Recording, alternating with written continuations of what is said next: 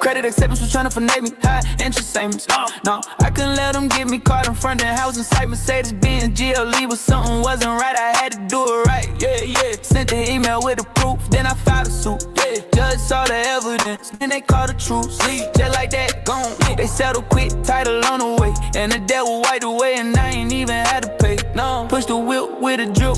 You know I got the stick. You know I say the case. You know that they legit. Hey, proceed be the way. If you know how to play, get the win, drop order, then you get on out of the way. 50K right away. Thomas, I did it right. Now these haters gotta say that. Thomas did it right. Go real talk about what to do, but Thomas did it right. No guessing about the law, cause Thomas did it right. Interest rates high, but Thomas couldn't stand it. They tried to take advantage, couldn't put him in a panic. Little with the knowledge, running through his pockets, funds charging through the roof. Feel like Houston on a rocket. I landed in the booth, litigation like a pro. Tell me what you say. Guru filing lawsuits, but never wanna pay. Who bad is me? Balance sheet in the courts, casualty. Might liquidate up majesty. Y'all ain't even have his mid. Going in for the win. In this game, you sink or swim. Undercurrents pull you in. On cap from the brim, better take it on the chin. On the chin, arbitration got his truck. Got him faking, sent the shots. With the cases running laps. Round these places, they ain't try. Didn't fight. Through the bait, didn't even bite. Guru talking like they know, but the law can't even sight. Got a Benz out the deal and then pay the full price. When they talk about Thomas, gotta say he did it right, did it right, did it right. Brothers who didn't fight, got Benz out the deal, never paid the full price. Did it right, did it right. Went to court, went to fight. Over 50K in debt, right away. Thomas did it right. When you see all the receipts that I drop on a daily basis, all the progress in these court cases, what makes you think anything over here in the Supreme Elite team is misinformation? What makes you think that? You're rocking with the best. What makes you think anything over here is misinformation? I mean, we got an ex-SEC attorney, 27 years, decorated career, stamping me. We got an ex-Federal Reserve examiner, World Bank, International Monetary Fund, sits on the IFSAB board, stamping me. CPA, 25 years, stamping me. And that's one of my dear friends. Those are his friends. Access that he has, stamping me. I done dropped videos, clips, showed you results, showed you documents. What more do you need to see? And this is what I mean. Showing receipts in this space is a taboo. Nobody wants to really see a receipt because everybody has a certain belief on how it should go. And there's a certain thrill about chasing it, hoping to get there. So when you see someone that reached the mountaintop and settled with a multi-billion-dollar company, one of the largest auto lenders in the world, one of the world's largest multi-billions, settle with them pro se, that was totally different from what they believe. They hate it. As always, I had over,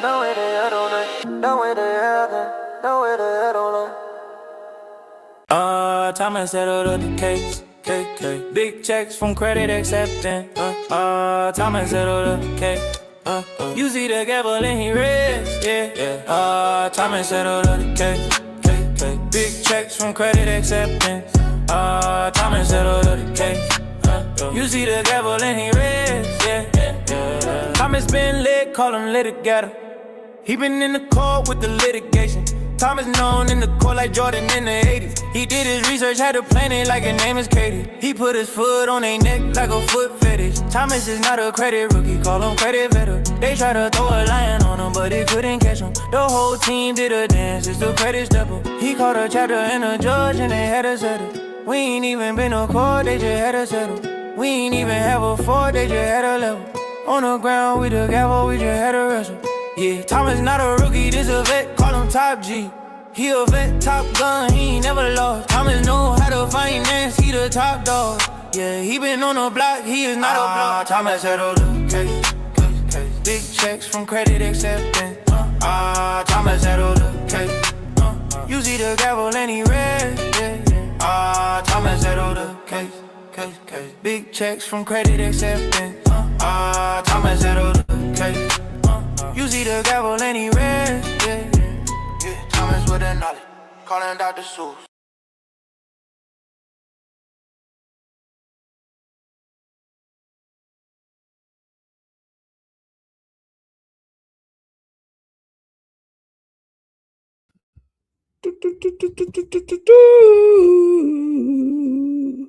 We are back. We are back.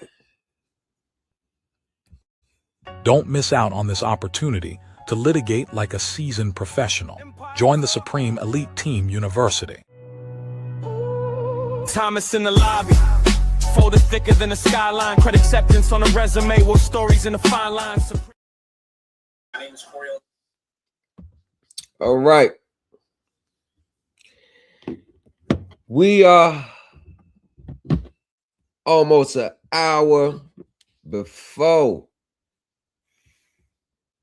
I hold the final and last groundbreaking university. You're rocking with the best. We are You're hour rocking away. with the best. We are hour away. 1 hour away. And after this 90 days,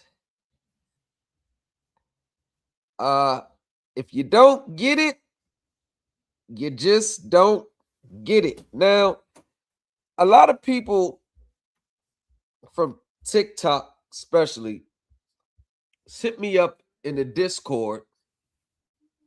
They hit me up in the Discord. I mean, not Discord, on TikTok, and inquiring about the Supreme Elite Team University. So they want to join, want to sign me up, TikTok, I don't know if y'all probably not hip to me or not, but this isn't a free event, TikTok. This isn't free at all. Want to know why it's not free? Because any other instructor, teacher, any other ones, they're not doing anything for free. As a matter of fact, this is going to be my last. That's why I have a 3-month course semester. I don't know about semester 2, but semester 1 is a guarantee because I have a lot of other things in life that I have to tend to, and I'm just I just don't have the time. I got people I'm training now for the services. I just have to get to other things in my life. I just have to. It's not about I just have to.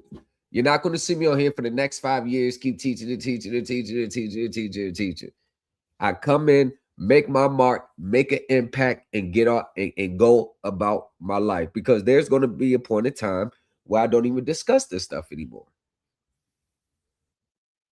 There is. But in the meantime, between time, I left something in the room. Let me go grab that. The thing that you're going to learn with the Supreme Elite Team University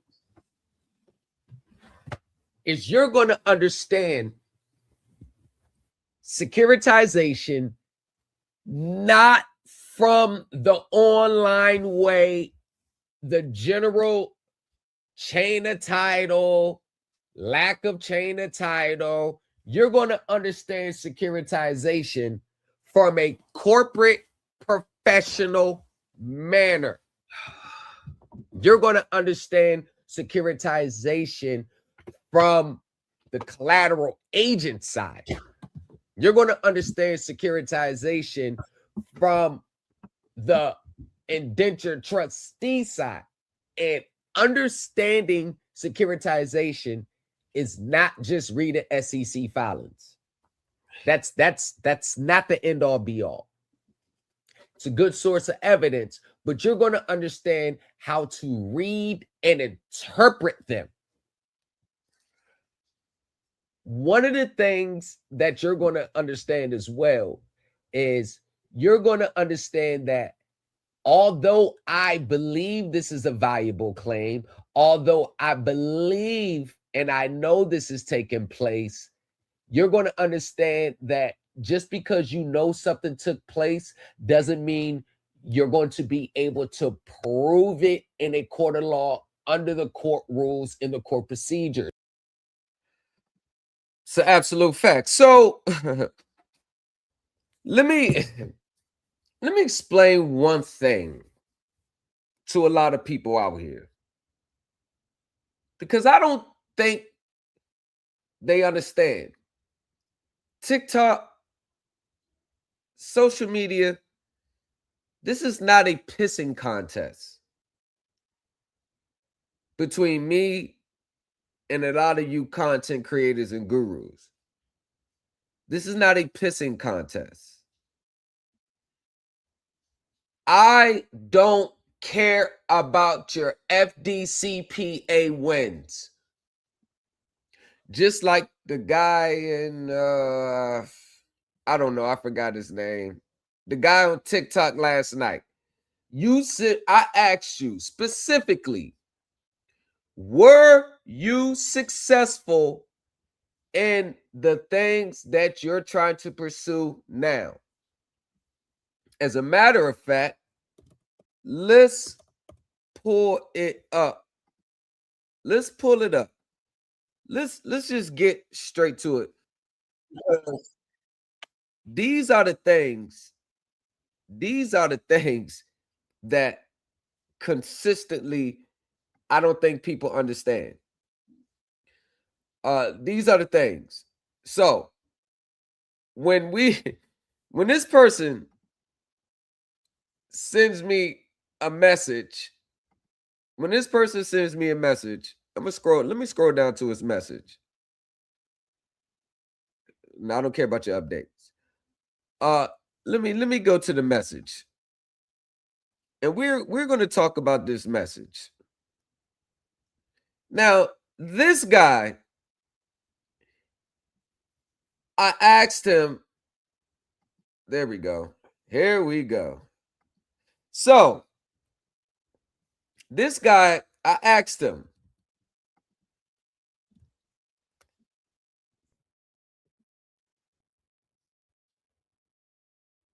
the real unknown icon. The real unknown icon. Let's get it queued up. We got it queued up. Look at this guy right here. This is what I mean. And this is why I'm going to lead people to their own devices, because the Dunning-Kruger effect is 1000%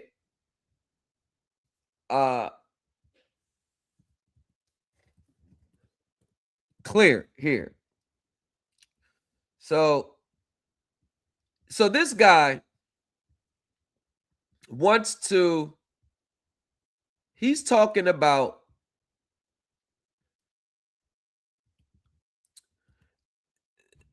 a auto company, I assume, and he's trying to sue them and get proceeds from a securitization. He wants to sue them. Like, he literally wants to sue them. And suing them is not a problem. But this is him.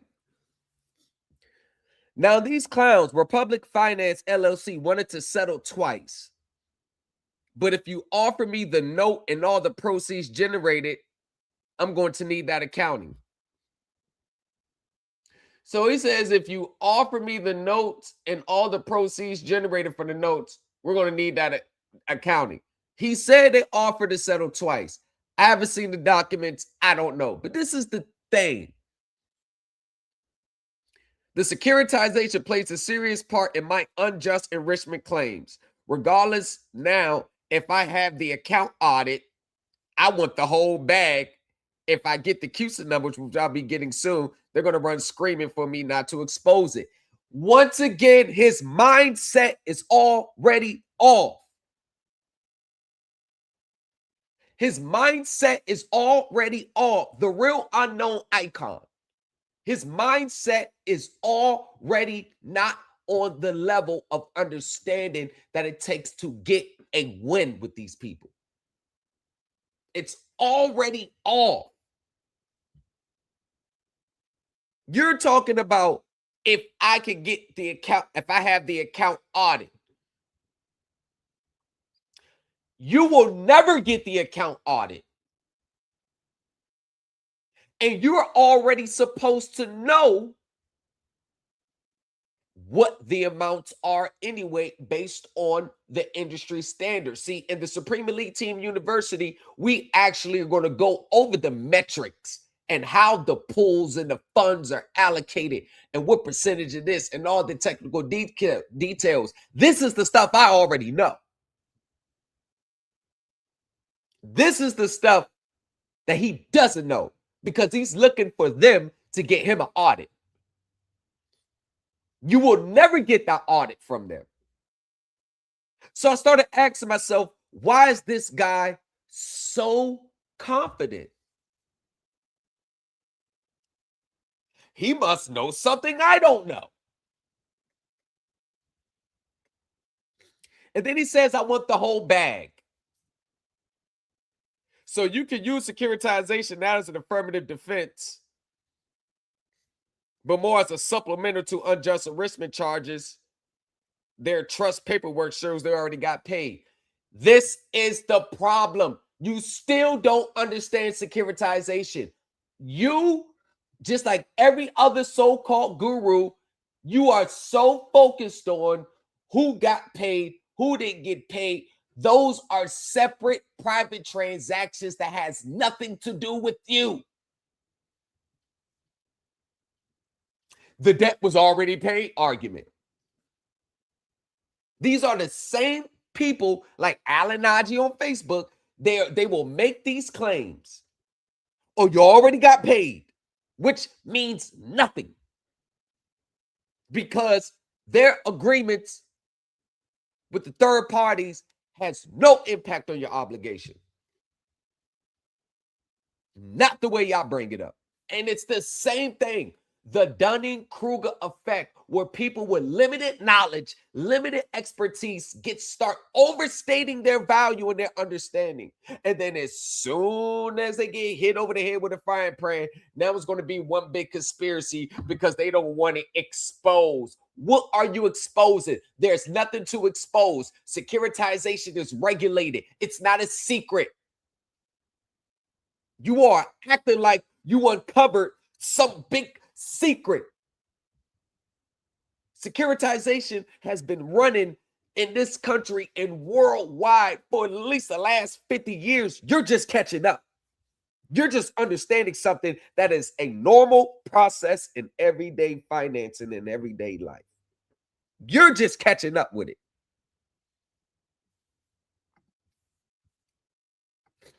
You're just catching up with it. Something that's normal, everyday financing, you're just catching up. You're not exposing nothing. There's nothing you're exposing here. And then I say, you're going to lose. You're going to lose because you're chasing the money. Adding the money means an admission of guilt. See, this is how I know that people have never been in high-end stakes settlements, such as high-end motor vehicles and mortgages. This is how I know they've never been in that situation. This is how I know they've never been in that situation. This is how I know. Hey, somebody from the Supreme Elite Team group, please send a message in the Supreme Elite Team group and tell them I'm not on Discord yet. I'm not there yet. So I don't know why they're going there. I'm not there yet. Somebody from the Supreme Elite Team, please send a message in the group. I'm not there. I'm not in there. I don't know why y'all going in there. Then it says, I tell people all the time to not chase the money. When you do that, it never works out good.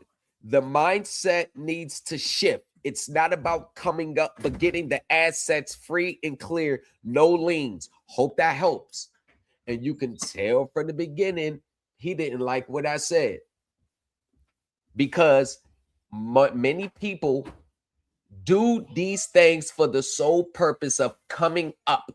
They're looking for a come up, a financial come up. See, me, I'm gonna be honest with you.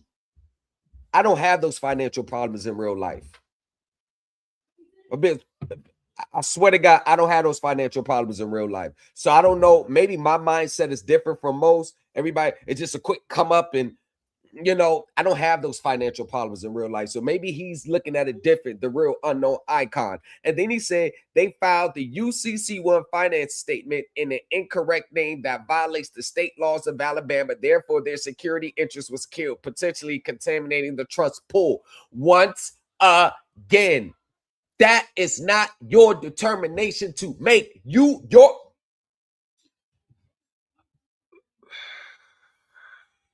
I feel like some people, it's just not meant for them to understand.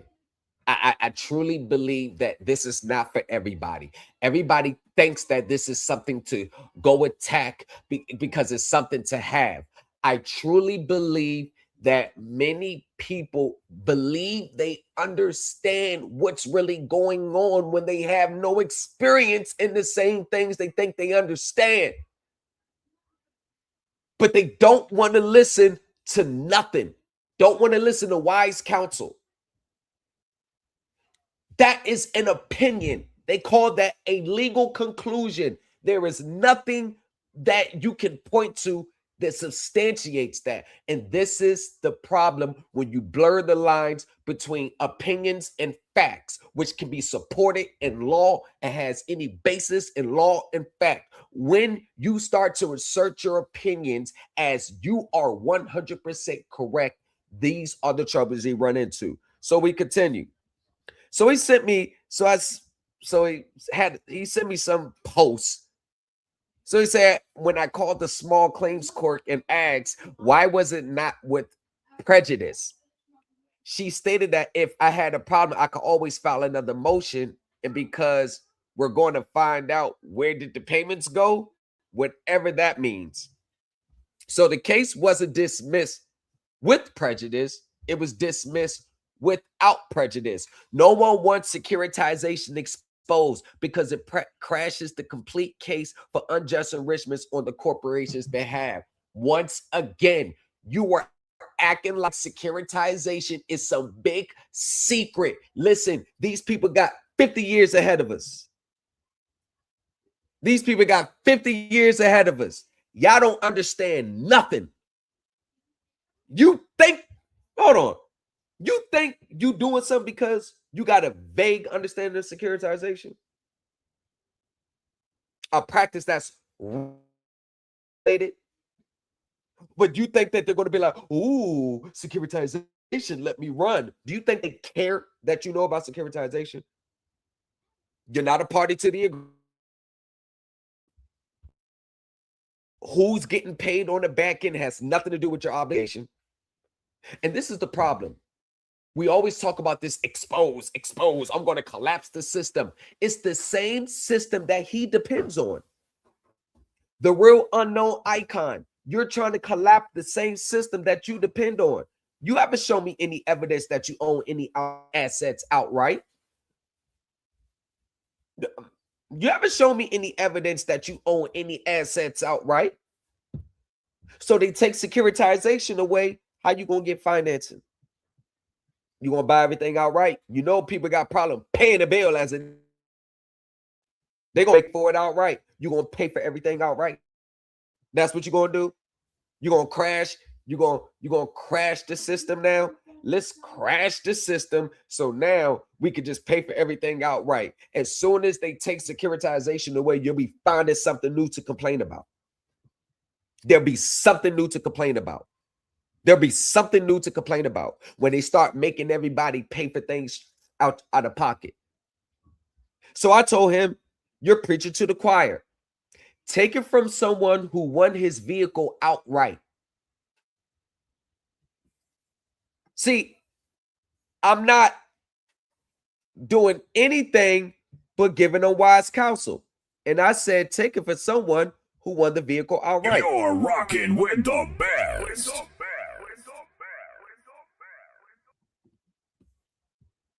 Not my opinion. Take it from someone who's actually been there, done that. That's how I said. What a lot of people trying to accomplish, I've already been there, done that. And that's the difference. You're so used to hearing people just speak with no evidence that they ever been successful in what they talking about. Me, when I'm telling you about the auto, I'm not telling you for my opinion. I'm telling you because I've already been there, done that. So then I say it's never about exposing anything. This is where yours and my mindset are different. I have years of experience in this, year 14, but I exercise wisdom and discernment above all. Securitization is not anything a consumer can benefit from financially in civil or arbitration. He's looking for a payout in something that a consumer will never get. In a civil suit, you will never get a payout. It never works like that. It never works like that. You're not going to get a payout just because what's going on behind the scenes. They're not going to pay you. And I know he doesn't have a full understanding because he doesn't know how real settlements work. But we're going to get into his settlement, and which he calls a win. See, when I talk settlements, I'm talking about settlements on the merits of the case, not a settlement because you violated a Fair Debt Collection Practice Act statute and you got awarded whatever. It's a cap with the statute, what, $1,500, $2,500, and then they waive the debt. They agree not to pursue. That's your settlement. That's your settlement. My settlements happen on the merits, meaning I'm the plaintiff. I filed the lawsuit. I said it went this way. I can prove it this way. And instead of them fighting it, they settle. See, that's a settlement on the merits, not settlement because they violated your FDCPA Act, meaning they violated the Debt Collection Act when trying to collect the debt from you, which further evidences that you're the defendant and they're trying to collect something from you which you didn't pay, meaning you're the defendant. I'm the plaintiff. I don't wait to get behind before I pull the trigger. I filed the lawsuit while I was current. There's a difference, brother. It's a big difference. Pause. And also, if one understands securitization, there's never a question of where the money went. It should already be known. I mean, everybody understands securitization. Everybody understands securitization, but always want to ask them where the money at. Always want to ask them about the chain of title. Always want to ask them who did this get assigned to. You're supposed to know all those things. All the professionals do. You want to put yourself on a professional level when you talk securitization. You should already know, but you don't know.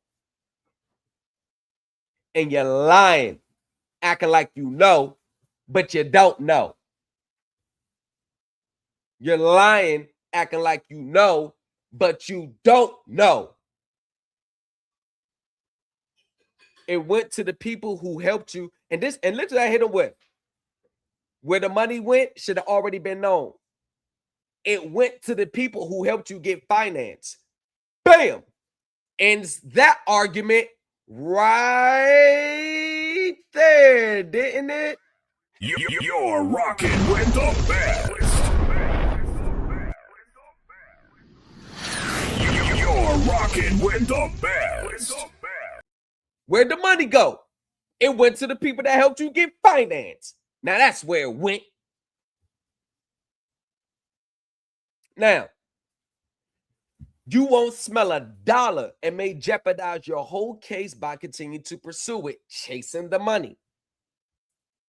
Keep me posted, win or lose. A lot of people contact me during their case telling me how they about to win, then never follow up. When I check in, they never respond again. Win, lose, or draw. I hope you let me know. Right? So then he said, just so we clear, I agree chasing the money can derail your whole case. However, I also insist that the accounting, not the insists that the accounting, not the securitization accounting. That lets me know he doesn't understand nothing of which he thinks he believes. The accounting, not, and hey, y'all, this is why night one is the groundbreaking Supreme Elite Team University, because we actually get on the accounting in which they actually use. And the accounting is not the accounting which he thinks. He has no clue. His head would spin if he was to pay highway and join the Supreme Elite Team. You tie in advanced accounting level, like you're in a corporate setting, your head would spin. I know a lot of people are going to stay away because they know it's too highly complex for them. They want the quick. He said the true accounting of your records and accounting from that company, if it's not accurate in the state of Alabama, no reward will be given. That's Alabama law. Now, I will ever argue your securitization as affirmative defects. No, because securitization is a secondary contract separate from the original. That I agree. However, there have been cases where audits were used under affidavits and companies had to release funds that were not disclosed to the principal. Once again, he said there's been cases. I don't care if you sent me the Dead Sea Scrolls. If you're going to say that, show the case law to support it. Otherwise, it's hearsay. Inadmissible under the rules of evidence. It's hearsay. Don't say there's been cases. Show the case. I don't believe what nobody says by just talking. And I say, are those cases binding in your situation? Do you know the procedural posture of your case? There are many nuances that are involved that I know you don't see yet. With many years of experience, these things will be evident. Good luck. Well, I take an approach that most people, you see, I look at things whether they are in a taxable event or in a non-taxable event, and then I just inform you Internal Revenue Service, and I take a different route about things. Bro, that route you take is the old sovereign citizen patriot way. Y'all, I think I know their belief systems more than them. They think that they're saying something so new and profound and so groundbreaking that, oh, it gives me a cause for pause. They think that route is something so new. Why is it that for everybody to be so much of a teacher and so knowledgeable, why does it seem like everybody just piggybacking off everybody else? But I'm gonna use I statements. You take my complaint, my lawsuit against credit acceptance from a pro se litigation standpoint. No pro se consumer has ever filed the lawsuit the way I did against credit acceptance. Although it's framed as a consumer lawsuit, I filed it like it was a class action lawsuit. Now, you know, when you get to class action lawsuits, it gets way technical. That's how I framed it. But by the mere, my pleadings themselves put me in a position where it was like a 5% chance I would win that case based on the thresholds I had to meet with the courts. So I said, have you been successful in what you're doing now? The reason is that taxes are different from consumer obligations. I said successful in what you're doing now. Okay. So he proceeds to show me, oh, where did it go? Oh, I think it must have been removed. So basically what he showed me was a settlement. He showed me a settlement from an FDCPA claim from a debt collector, meaning he didn't pay his bills and then they came to sue him. And in the course of attempting to collect the debt, they violated the FDCPA. Courts are real strict against corporations when they violate the statutes and attempted to collect the debt. So he sued them and got an award for violating the FDCPA. And as part of the agreement, they waived the balance. They waived the balance. So you won because they violated the FDCPA in the course of them collecting the debt against you. You didn't win off the merits of your case. That is the difference between me and you, little buddy. That's the difference. I say, show me where you've been successful in what you're doing. A FDCPA case is not evidence that you were successful on the merits. There was no stipulation of agreements based on the merits. I didn't have to go to arbitration. Why did I bypass the arbitration clause while everybody else with credit acceptance and these other companies, they seem to always get compelled to arbitration? How did I spank the arbitrations clause? They didn't even attempt to do anything. When I mean, can you show me where you've been successful? You talk about an auto. I'm talking about you filed the complaint. You filed the complaint as the plaintiff, not the defendant. Because with the defendant, the case can be dismissed without prejudice, meaning they can bring the claim back up again, which they always do. I'm talking about you not sitting like a sitting duck waiting for them to sue you. I'm talking about you take the initiative to sue them. I'm not even going to add in the clause of being current because 98% of these people in these spaces, they ain't never current when they get into these situations. So just you take the initiative on suing them. And then they make an appearance and then they settle based on your motions and your pleadings. They decide not to go to court and they settle and they clear the account and they send the title to you. And this wasn't an FDCPA claim. I'm talking about that. And this is the problem with y'all. It's levels to this stuff. I know y'all keep wanting to show me your little arbitration stuff and your little credit card stuff, but I won. No, you didn't. You didn't really win. You want to know why? Because the things that you really wanted to win on, you haven't won yet. I'm talking about big boy wins, autos, mortgages, high-end credit card balances. Not that $1,250 that you owe. Because that's what you owe, brother. You owe $1,250, bro, and they waived that. Well, congratulations. You want to call that a win? We'll give you that. Congratulations. You won that. But the question was posed, where is your win solely off your merits? Because if they're trying to collect the debt against you, and they violate, like do a bunch of robocalls and do a bunch of violations and stuff, you can actually sue them under the FDCPA and get awarded damages just for the violations. The courts are not even looking into the merits. It's just the violations.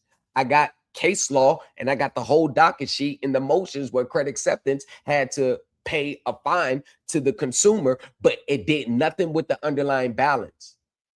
So, bro, they waived the balance based on their violations of you. I'm talking about you taking them to the box based solely off your own merits without the FDCPA involved. And this is the problem. You got that one settlement with the FDCPA, and now you've been chasing money ever since. And this is the problem when you chase money over the assets themselves. You put yourself in a position where you're going to trick yourself off. I don't care about y'all chasing the money. You can chase the money all day. Obviously, you need it. If you can't even cover a $1,200 bill, I get it. You probably need the money. You probably didn't have it to pay. But the thing about it is, what is the end goal for you doing all this stuff? My end goal is I'm going to use my knowledge. I'm going to use my understanding. I'm going to use my teaching. I'm going to use my wisdom. I'm going to use my discernment, and I'm going to attain assets, clear free title to assets, one situation at a time. Free and clear. This we talk generational wealth, American pie. This is part of the American dream. Owning, they ain't got to worry about come taking it. owning it. See, the difference between me and you, brother, you the type that's going to put titles and properties into trust that already has a lien on it. When this title goes into my trust, it's not going to have a lien on it because I own it outright. So that's the difference. See, my teachings leads to you owning things outright. Now, no FDCPA claim that you've been trying to duplicate another win since. You know that win ain't satisfying.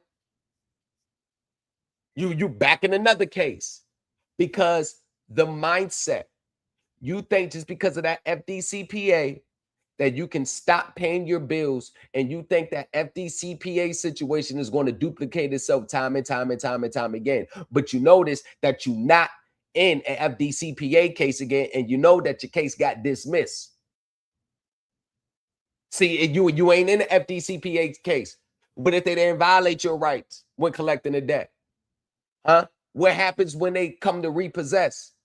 What happens when they sue you in court and the FDCPA is out the door? What happens when you're in a non-judicial state in a foreclosure? What happens when you're being sued in regular foreclosure? And you have to come in as the defendant and defend it. How do you take that situation and still convert that until you get entitled to the property outright? Do you know the nuances and the intricacies and the complexities that are involved just in that scenario alone? I think not. And this is why many people that they just stop trying to compete with me. And I'm gonna say this. Many people, especially on TikTok, you gurus, you're teaching, you're doing your thing, cool. You don't need to compete with me. It's not a pissing contest. And I'm what you're I don't know if y'all think I'm green in that, but you're not going to try to manufacture a debate just so I can give you some free information, because I know that's what you're really looking for. Do you know how many TikTok gurus be in my inbox thanking me so much? Being real honest with me. Behind the scenes, they're being honest with me on where they really at. Acknowledging like, yeah, bro, you know where. And these people that are teaching other people. I'm not going to expose those because that wouldn't be right. I'm not going to expose those. But the situation boils down to is that when you start to chase the money out of this, TikTok, the new culture empire on YouTube, the new culture empire on YouTube, just same as it on TikTok, the new culture empire. Come on this side, y'all. When you start to chase the money instead of chasing the asset free and clear, when you start to chase the money, you're going to run into trouble, because when you have the opportunity to get a settlement, one of the things that you're going to realize when you get to that situation is that there's never going to be any admission of guilt. It's never going to be any admission of guilt. It's never going to be an admission of guilt. So if they have to cash you out, that is an admission of guilt. So when you have the chance to settle, title free and clear, you don't owe anymore on the account, zero balance. What is so wrong with taking that? Why do we still have to be greedy and get more? And the ones who are greedy trying to get more always ends up with nothing.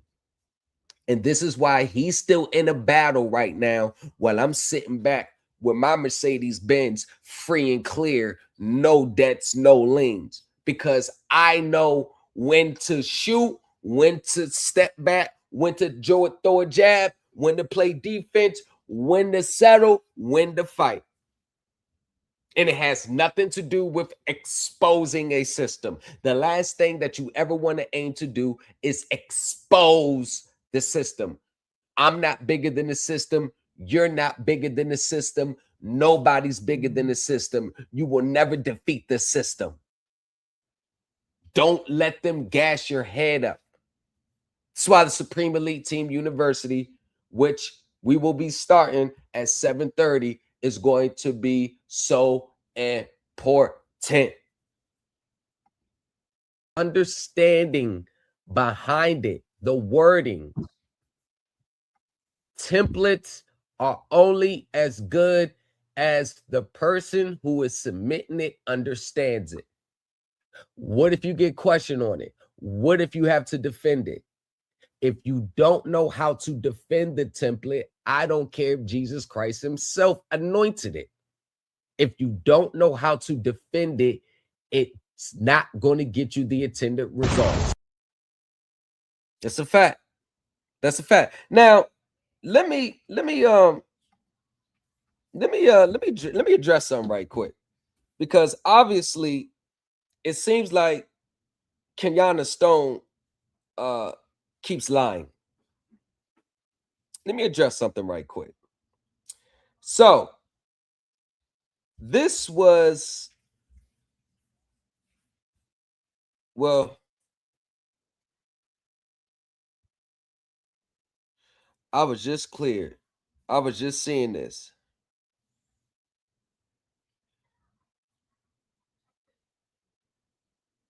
Now this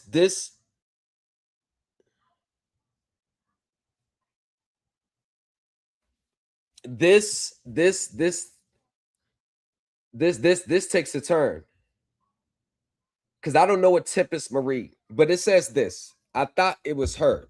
I don't know what Tempest Marie. I don't know what Tempest Marie at all. It says, but this is a weird one right here. Look, listen. I posted a. Actually, you know what? I know y'all want to see what's going on. I know y'all nosy. I know y'all nosy. Listen, I'm gonna put it on the screen for y'all. I know y'all want to see what's going on. Let me put it on the screen for y'all. Because because I'm looking at, listen, y'all, I'm looking at the language and I'm like, oh man, she back at it again. But I don't know who this person is. I don't know who this person is. I do not know who this person is. But nevertheless, let's get to it. Let's see what's. I don't know who this person is, and it's very funny because the verbiage is very. So it says. So it says this. I post, y'all. I don't know who this person is. Tempest Marie. That it wasn't me. I posted a client win and immediately got a DM from a man who said he's a professional litigator. Well, I'm the one that says that. Who is Tempest Marie? And proceeded to write me a 3-page dissertation explaining why my case results are legally sloppy. But that's what I did with Kenyatta Stone. He also made sure to let me know he's connected to an ex-SEC attorney. I am. He knows someone at Fannie Mae. I do. And he has Federal Reserve ties.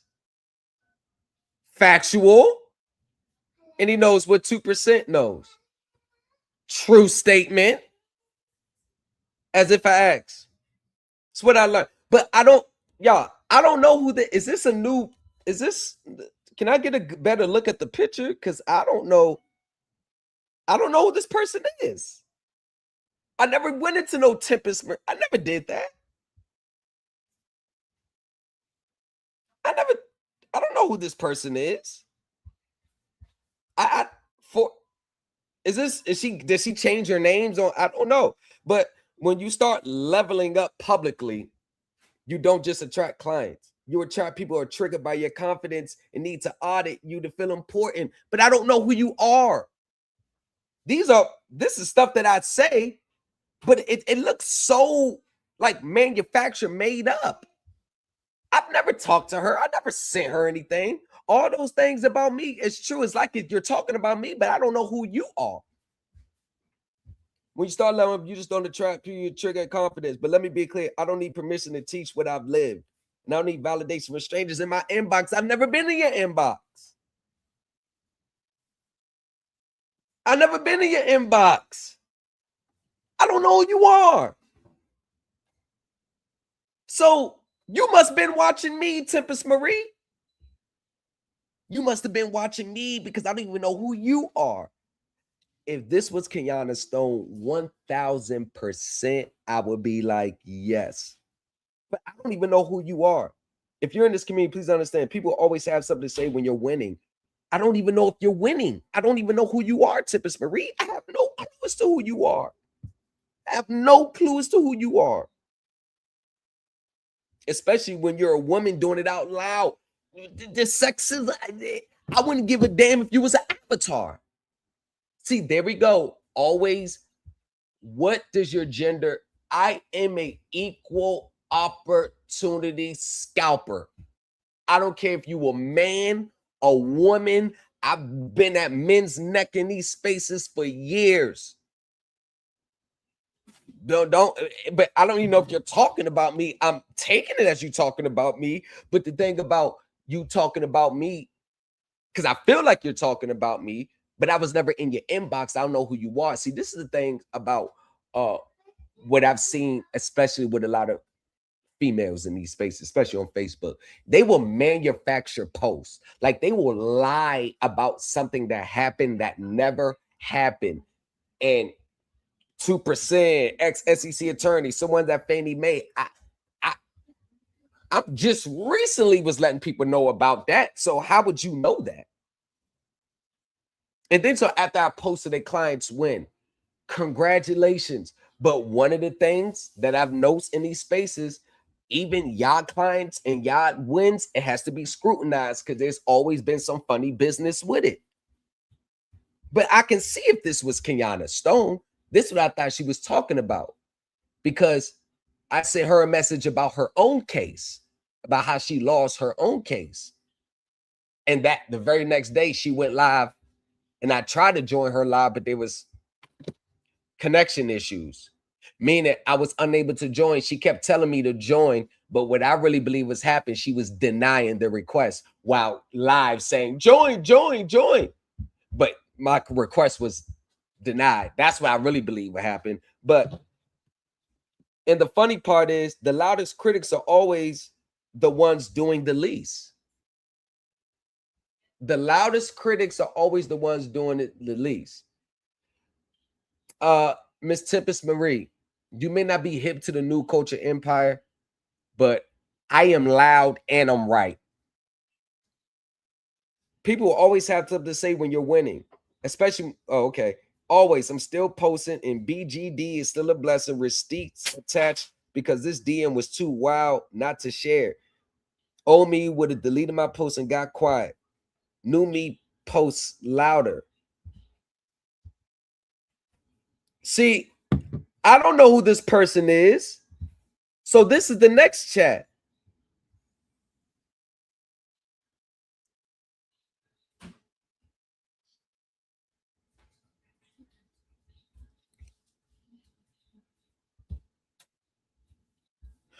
Oh, I know who this is. Oh my gosh, girl, why are you faking?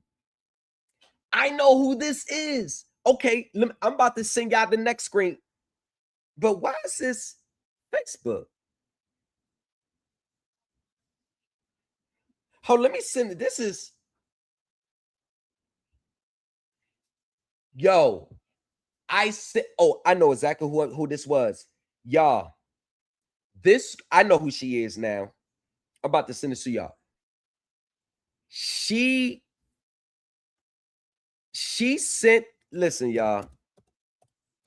Watch this shit right here. Watch this right here. I told y'all, watch this right here. Look, watch this right here. Watch this. Watch this. Watch it. Let me cue it up.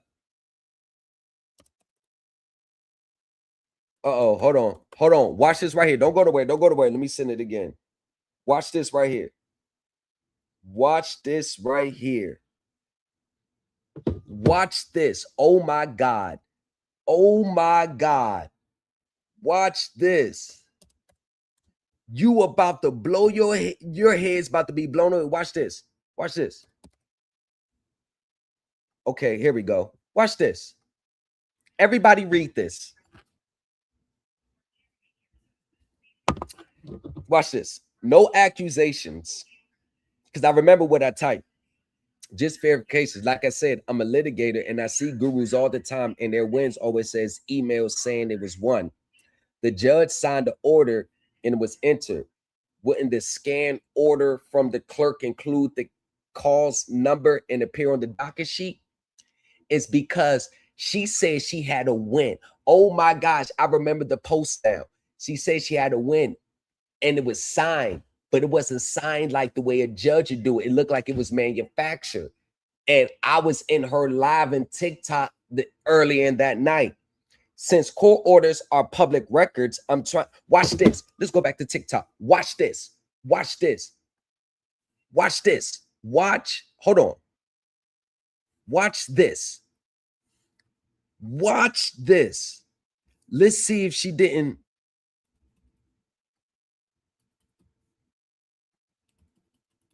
Oh, come on. Watch this. Come on. Oh, come on now. Go down. Watch this. You got to see this.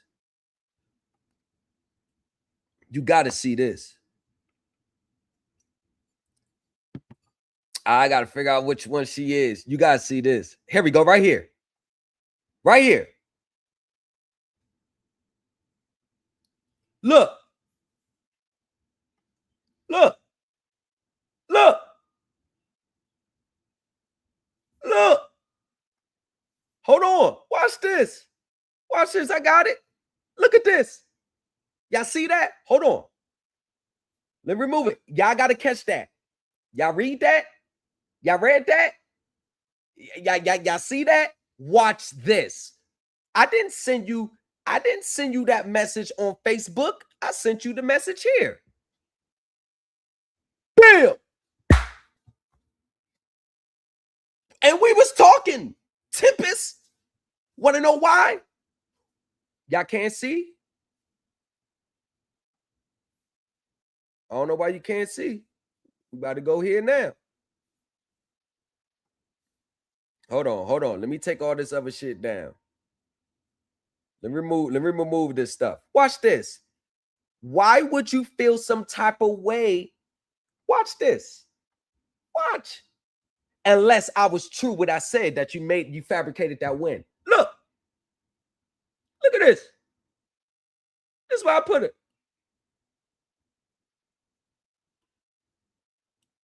Right here.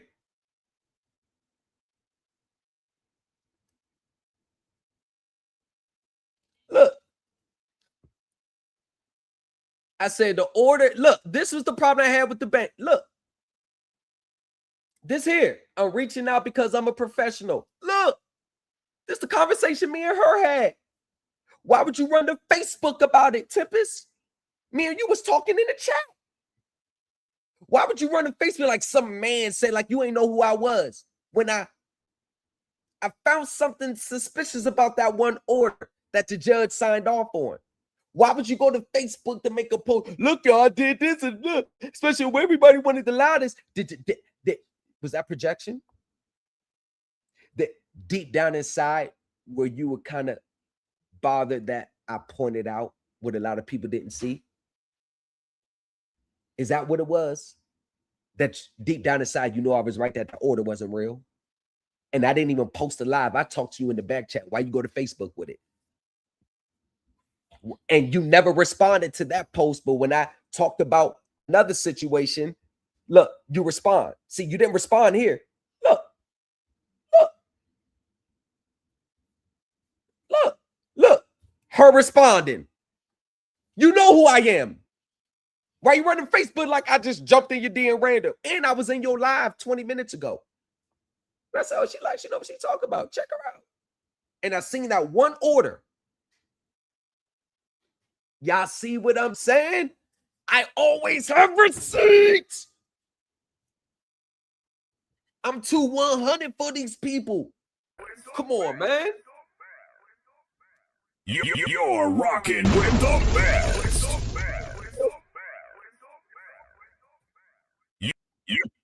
You're rocking with the best. Let's read what I really said.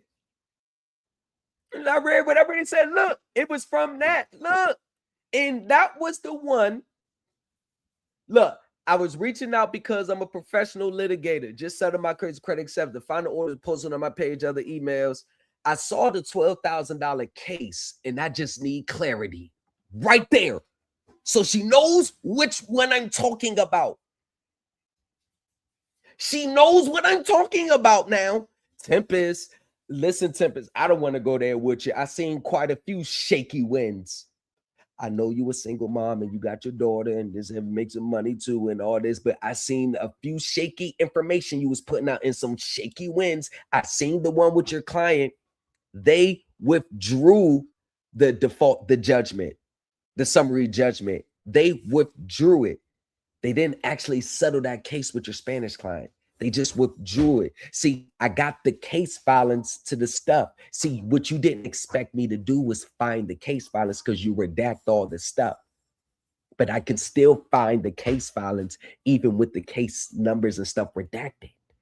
You wasn't expecting me to actually find the real case. That is the big problem.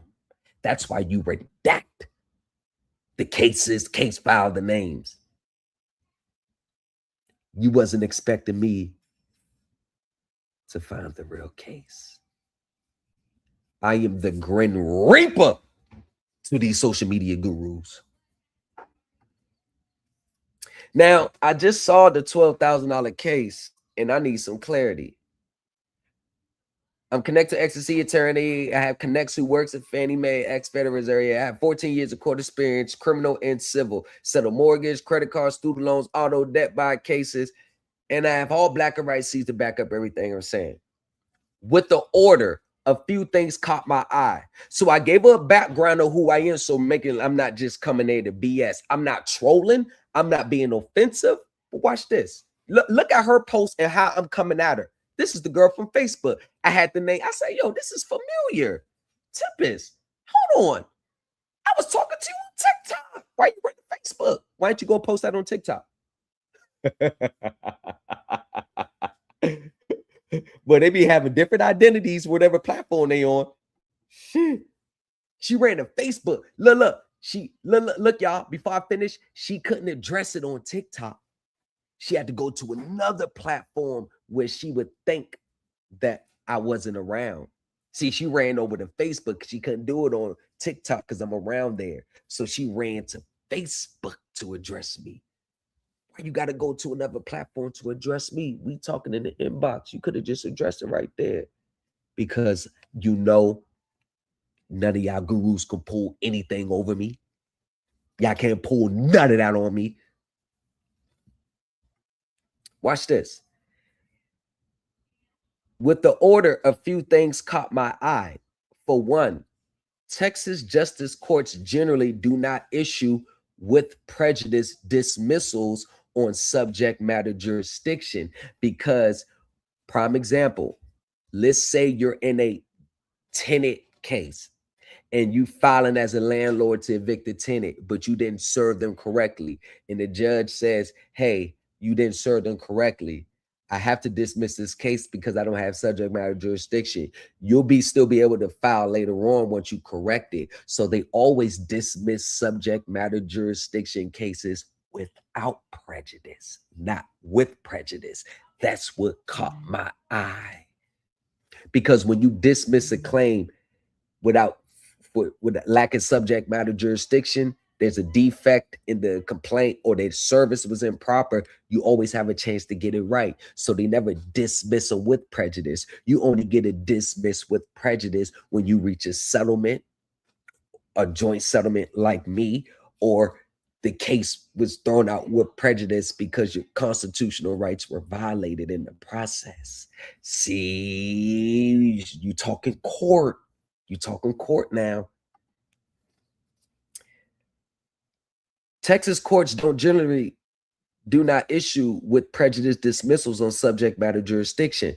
Lack of authority to adjudicate complex federal standing issues involving national banks. 2, if a court lacks subject matter jurisdiction, the dismissal is typically without prejudice by law.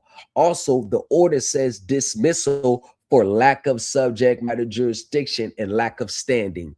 What court words things like that? Never. Come on, Shorty. You walked yourself into that one. You're rocking with the best.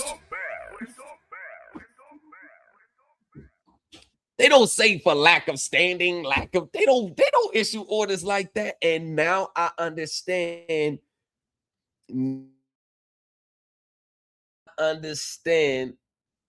Now I interface sit. It didn't sit well with her. She didn't like things like it got under her skin. It's like someone called like, bro, you know, I saw you do that shit. Like, hey, yo, you know, some people gonna come outside and say I did something, you know, I did. That's projection. She's projecting now because she know that my assertions was true, that I believe she issued a fake order.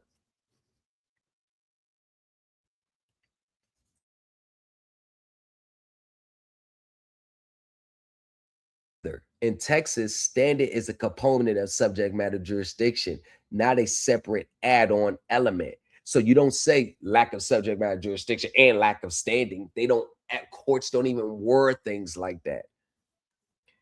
Watch this. Courts don't usually stack them like that unless a lawyer did it poorly. And since I'm pro se, they would have changed the language in the order because the language doesn't sit well with Texas precedent.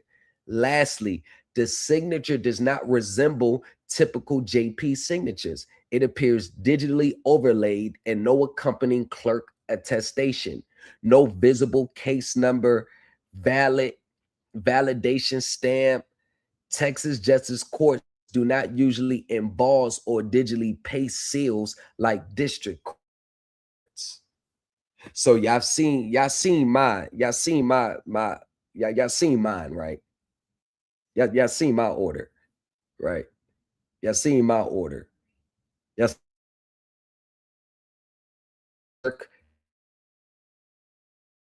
stance with the file and the docket number. Y'all seen my order, like some shit like this. See, you seen this order. So order stipulation of dismissal filed by Credit Acceptance Corporation. District Judge Leona Brinkman on January 28th. See that real order, it's on the record. See, my order's on the record. And I looked it up in her order record where she said she won. The order wasn't on the record.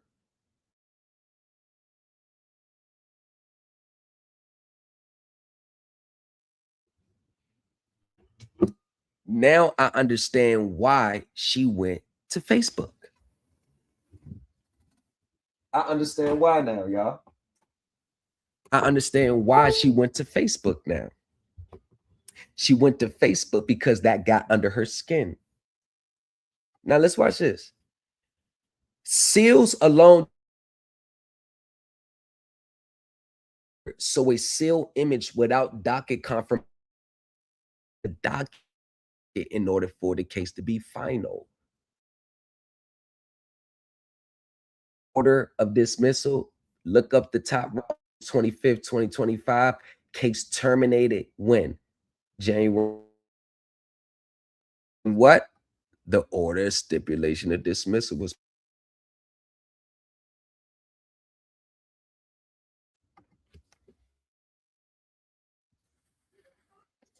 Hey, y'all. And I didn't go make a video about her. This is all behind the scenes. So for her to say that publicly is like, why'd you do that? If it was a win, why? Why? You know what it was? She thought that I was going to try to expose her, in which I left it alone. So she had to go get ahead of it. See, it's playing in her mind. See, when you know someone says something that's true, you got to go try to get out ahead of it and create a narrative. With me, I left it alone. So she kind of told on herself with this post on Facebook. She kind of told on herself because I just brought it to you behind the scenes. It looks shaky. I didn't make no public. Why would you go public about it? Unless what I was saying was true. It. Also missing on the proposed order, no hearing transcript, no motion ruling reference, no docket screenshots like reference to it, and no case history shown. A proposed order, if signed, is not a win unless it's entered into the record. In Texas, are not effective until entered by the clerk. Part unsigned or improperly signed drafts.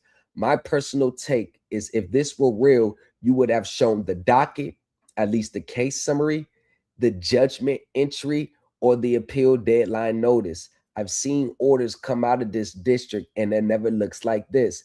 If this was a real win, do you have a screenshot of the docket entry or case summary showing the order was entered on the record? Court wins are a matter of public record, so I'm just trying to understand why the case number, docket sheet, or clerk entry isn't shown. I'm looking to work with other elite players in this space, but I always verify outcomes on the record. Is this a finalized enter order, or should I look up the case myself to confirm? Appreciate the clarity either way. That's it. No insults, no accusations, just verification. Like I said, I'm a litigator and I see gurus all the time, and their wins are always emails saying they won. The judge signed the order and it was entered. Wouldn't the scanned order from the clerk include the case number and appear on the docket sheet? Since the court orders are public records, I'm trying to understand why the names and case numbers are blacked out. Is there any reason the docket entry or case summary isn't showing? I'm looking to collaborate people who document wins on the record, so you can confirm whether this order was actually entered, or point me to a docket so I can confirm. And look, this is the only thing she respond. When I redact my customers' info case numbers for posting purpose, I redact in black and white, not to make sure it's not flagged by TikTok. That was her only response to that whole thing.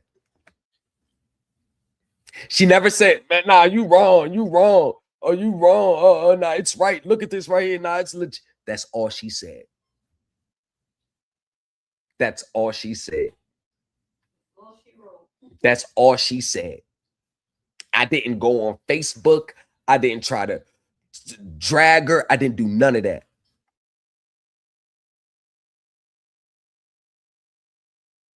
So the question that I have is, how does this actual conversation that we have get moved over here to Facebook? Because y'all see, this is the conversation I had. As a matter of fact, what's more funny is how is my words. So you copied my words from the TikTok post that I sent you behind the scenes, which is all right here. And look what she did. She goes and copies them into a Facebook business chat, like I sent that to her business chat when I sent it on Facebook. So you're sending messages to yourself? Look, all this right here. Y'all see that? That's one Facebook business chat. I never sent her a business chat. That says today at 12:07 a.m. whenever it happened. Girl, I sent this to you January 31st. Look, this everything I'm saying right here. why is it here? Everything I'm saying right here, why is it here? When I reached out to you on TikTok, why is it in a Facebook Messenger? Because I could see if you would have posted that, because it shows you lawsuit response, TikTok. This is a Facebook. Or is that TikTok? I think that's TikTok. That's TikTok, ain't it? That's TikTok, ain't it? That look like TikTok, I think. Yeah.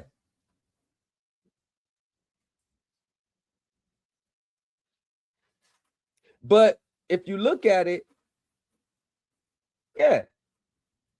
So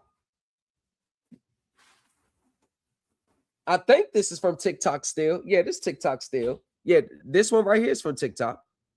This one TikTok still. And she blocked out me, the new coach of Empire.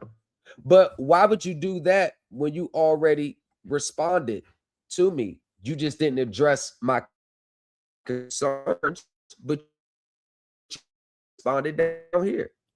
And this was the last thing. And guess what I said?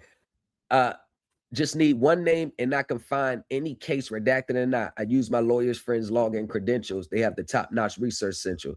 The key is to always settle out of court, but when dealing with people who are already being sued, that could be an issue. So she responded. When I redact my customers' info, case numbers, etc., for posting purposes on documents, I redact in black and white, not to make sure it's not flagged by TikTok. Cool. But why would you go make a public post like I just came in your DM and started just degrading you and talking down on you when it was just a simple conversation and you responded back? You didn't address none of that, but nevertheless, you responded back. Why did you make it seem like it was just so random? Tempest, clip that.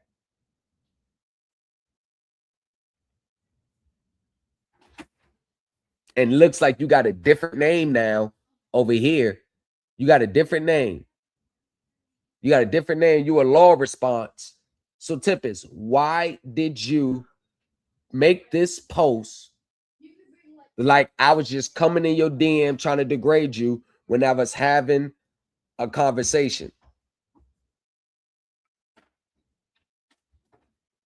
I was having a typical conversation with you in which you responded. Why would you make a post like I was just coming to troll you in the chat? You said you posted a client's win. You posted an order. I let you know behind the scenes how that order looks shaky. And orders of dismissals is not worded like that in court, in Texas court. They're not worded like that. And you didn't address that at all. You just went to redacting customers' info for this. And then when I let you know, I can still find the information, whether it's redacted or not. That was the last conversation. I didn't drag you. I actually intelligent people. I just needed clarity on this.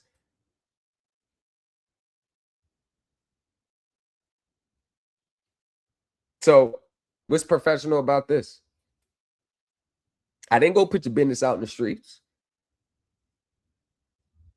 But you had to, there was a reason why you had to post this. Something was eating you up that you had to post this. Maybe it's because what I'm saying is true. And you thought that I operate like I was just going to start blasting you. Maybe you had to get out in front of it. Crazy work. Crazy work.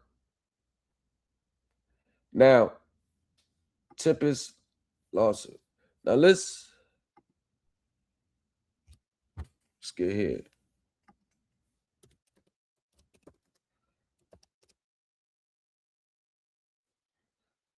And that was the last conversation we had.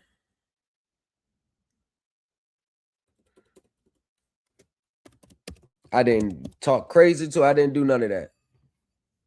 Now let's see. Let's see.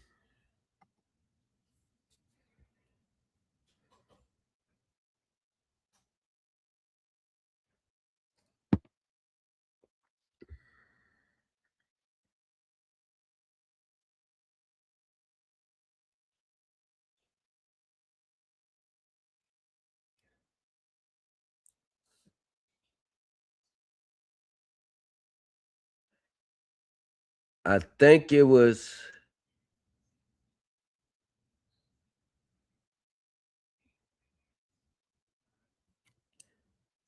I think it was this.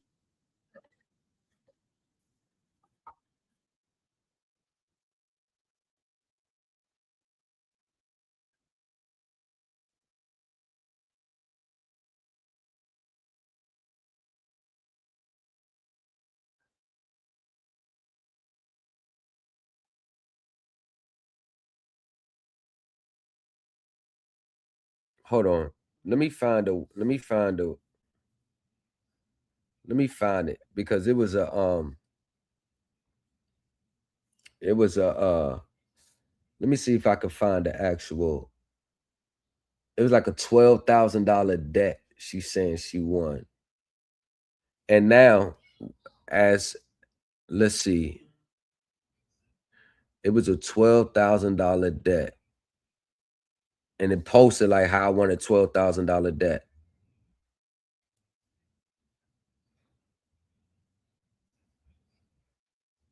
Gurus, y'all, please stop doing the email verifications. It just looks suspect.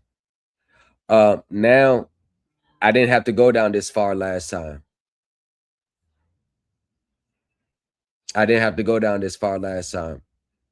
It was literally a $12,000. How I wanted 12. What's his name, like Chris or something? $12,000.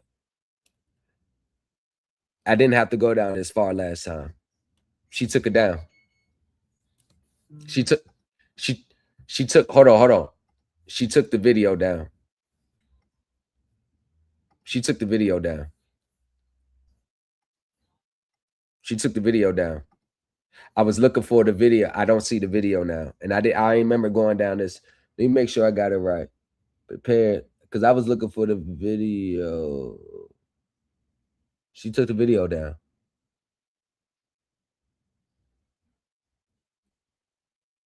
She took the video down.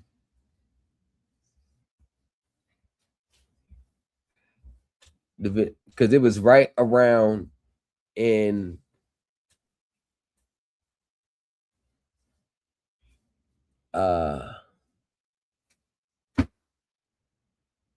it was like right in here. Bank sued me for over, flipped it and got paid. Okay. And yeah, I don't. It was like right in here. Like right up in here. Yep. And this the case right here. I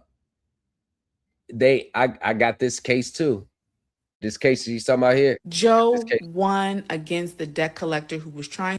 It wasn't a win. They just withdrew the motion for summary judgment that they filed. They just withdrew it. That was it. It was withdrawn. I haven't seen no activity on it since then. It was just withdrawn. It wasn't a final dismissal on the case. And I think that's another reason why she got quiet. When I looked up this case right here, I actually had this case. I think that's when she stopped responding and I like, oh shit, this motherfucker can look up cases. But forget that case. That Joe case she's talking about, that was right, like the $12,000 video.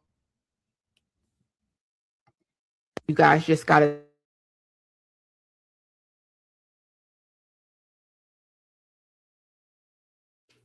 You guys have to stop panicking. Oh, no, let me first.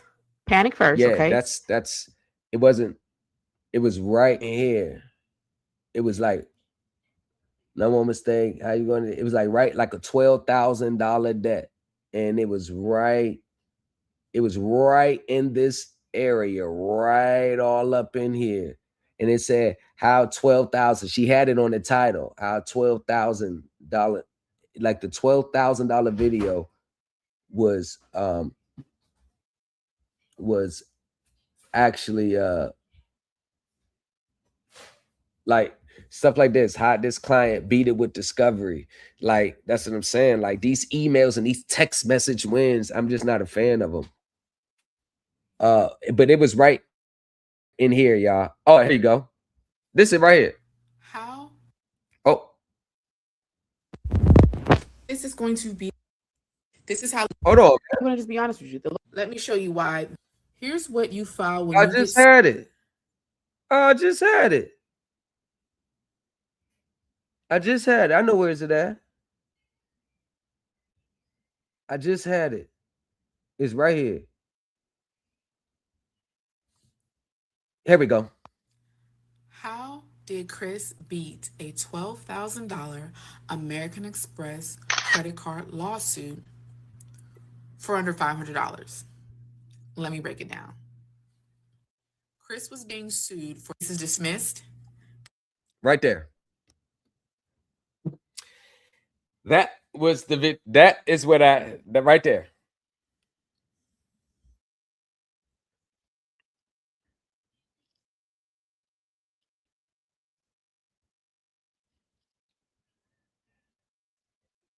Right here.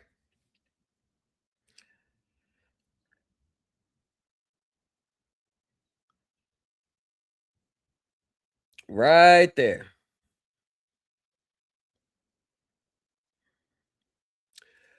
And when there's orders, they don't do it like that. That judges, they don't do it like that. Dismissed for lack of jurisdiction and standing. And look, there's nothing. Look at that. That was the one that's the subject one. And I just asked for clarity. I didn't assume, I didn't act like nothing. I just asked for clarity because orders, it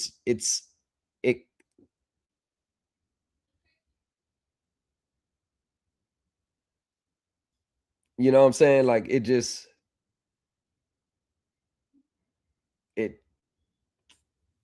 I don't know. But if that's not the original copy, so since she's not showing the original copy, so since she's not showing the original copy, because the original copy is not going to have the scan stuff on there. The original copy is not going to have the scan stuff on there. So when you show the original copy,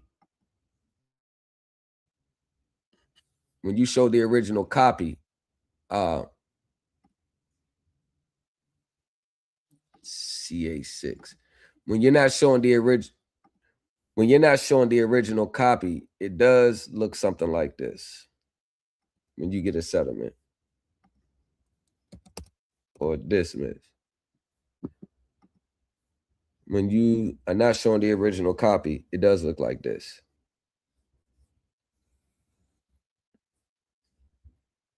The clerk, wrote that, judge wrote that, but you see that page number, those blue filings, like it's scanned. See how it's scanned in the system? When you look here,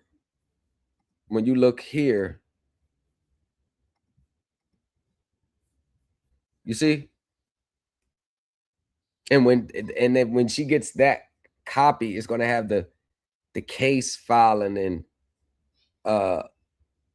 the Justice Court 3rd Precinct. So let's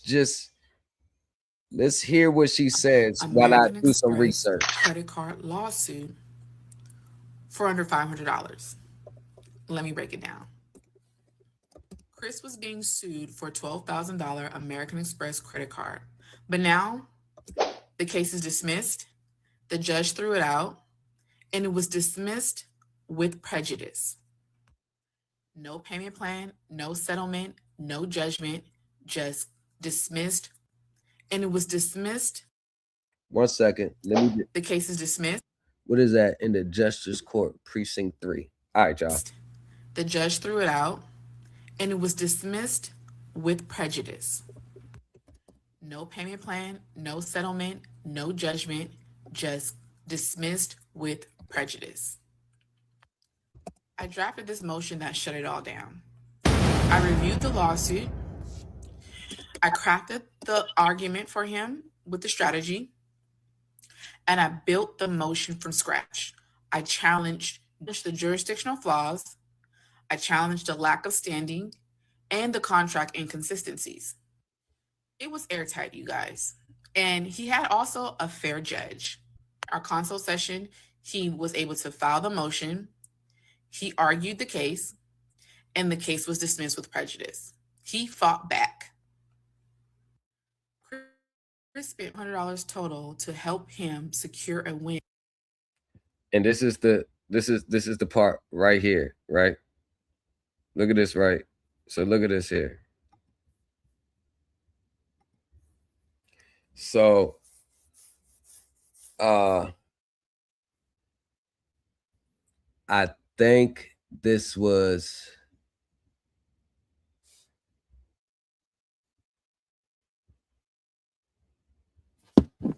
Justice Precinct 3. Where's that, in Texas, y'all?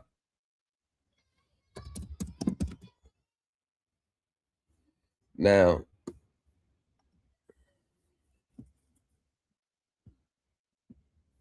let me see if I can find a order of dismissal out of the Justice Court orders of dismissal. Yeah, so let's see if we can. They don't have it, but what the reality of the situation is, I can't find it. But when I asked her the questions, she took it as an attack, and one of the things about it is it just looks shaky because they don't, when you draft orders, propose orders, like that wording, lack of jurisdiction and standing, they don't use that verbiage. They don't use that verbiage.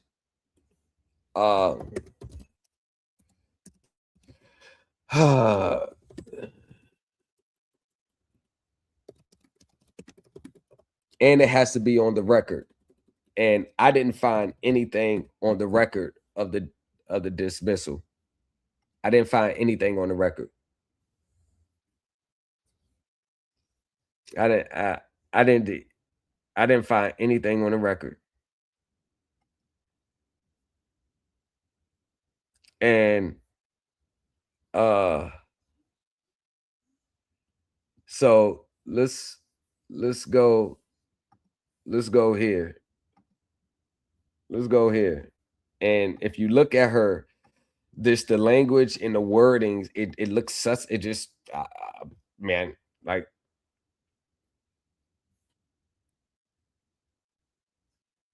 an order this is a formal, usually one-page signed by the judge. Typically includes a court name, case number, parties involved, a check reason for dismissal, settlement, non-suit, warrant of prosecution. So when we go to her reason, when we go here, just no payment plan, no settlement, no. The case is dismissed. Right there. On this day, court considered motion dismissed for lack of jurisdiction and standing. After reviewing the motion and pleadings and filed and any agreements presented, the court finds the motion is meritorious and should be. They don't word they oh, man. A dismissal is for the reasons settlement, non-suit, warrant of prosecution, end of day, key elements in the Justice Court, Precinct, County of Texas. Now let's go here.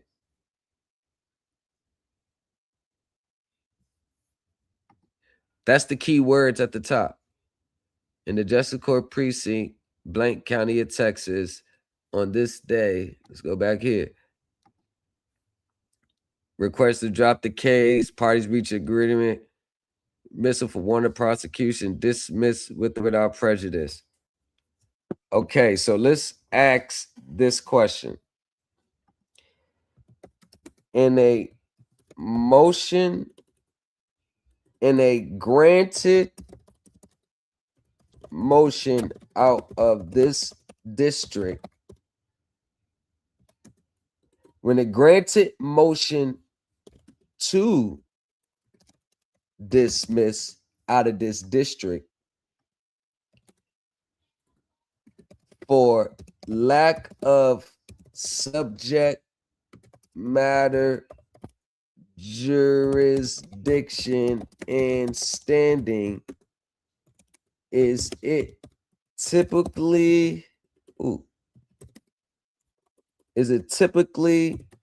with or without prejudice?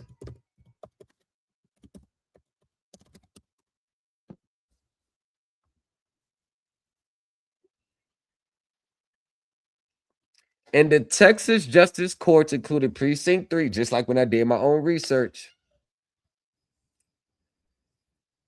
A dismissal for lack of subject matter jurisdiction or standing is typically without prejudice. Because a dismissal for lack of jurisdiction means the court lacks the legal authority to hear a case, it cannot issue a final ruling on the merits of the claim.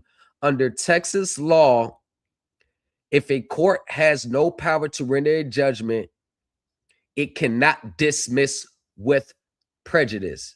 And what does that say? The case is dismissed with prejudice. Once again, wait, hold on. What does it say here? She says, if you pinch the screen, the case was dismissed with prejudice, even though in Texas judicial courts, since they didn't have standing or lack subject matter jurisdiction, they cannot dismiss it with prejudice. It's always without prejudice. And this is why she made that post, because she knew I knew that order was a fraud. You're rocking with the best. You're rocking with the best. You're rocking with the best.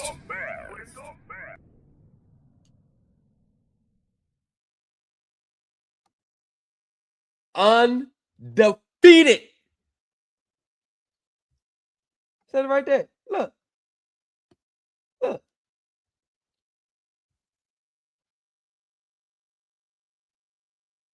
Look. And this is from 2013. Look, state court, the fifth state held that challenge to the jurisdiction cannot be waived, so it's irrelevant caught with prejudice is your prime view. Second,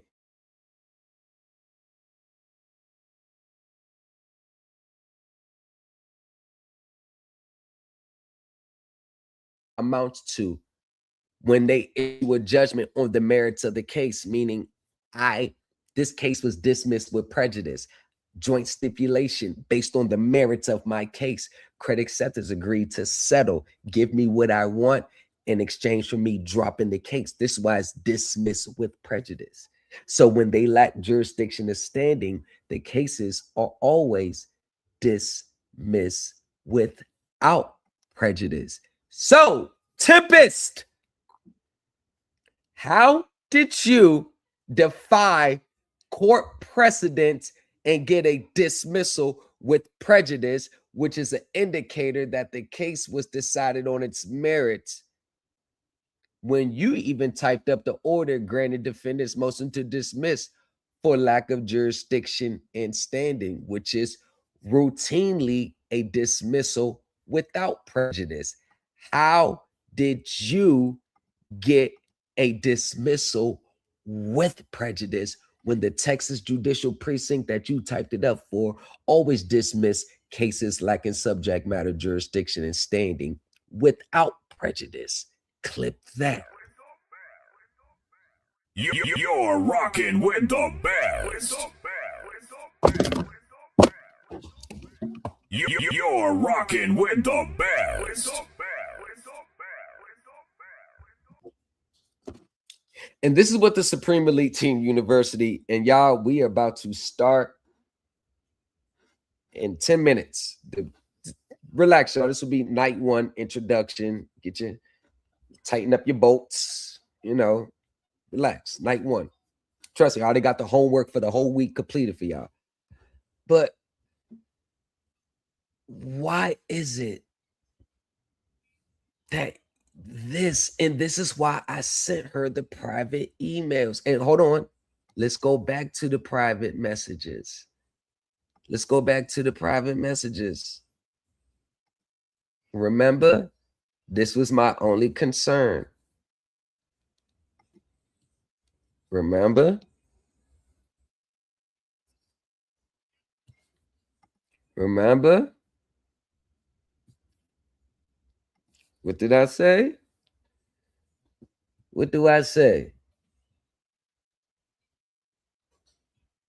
Let's go back up. If a court lacks subject matter jurisdiction, the dismissal is typically without prejudice by law.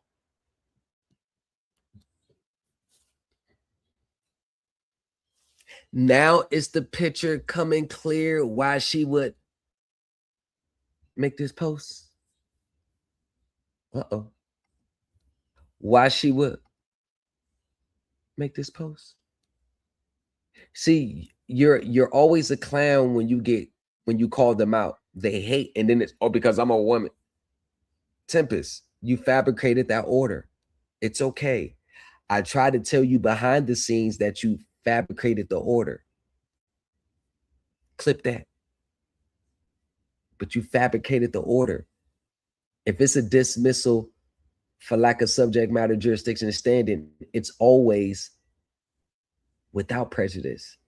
You messed yourself up by typing in with prejudice. It's by law, Texas law. So they would have changed it to without.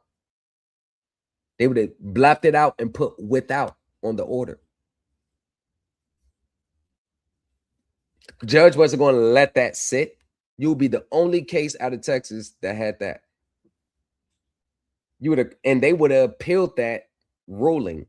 If we're gonna be dismissal is gonna be without prejudice, not with. They would have appealed the ruling because that's not the law. That's legislature. That's the law. So how did you get around the law, Tempest? See, I wasn't going to comment on a lot of stuff, the things that you're doing. Like you said, you've only been doing this for 3 years, like you told me in your live, remember? So I could see a lot of your rookie mistakes, but it's okay because you got to learn. So how is it that you were able to get a dismissal with prejudice when every case is always without prejudice in the subject matter jurisdiction case? What made you so different? What made you so different? You got a lot of material. I give you that. You got a lot of material. Where is it at? God damn it, girl. Where is it at? Let's go back up. Let's look at it one more time. Maybe I'm seeing something wrong because I don't want to put a bone on you. I don't want to put a bone on you that ain't that doesn't fit. So where's this $12,000? Oh yeah, Chris. How did Chris? Nah, we don't want to hear that. It's shaky. That's shaky. We just want to get to the order. Bam.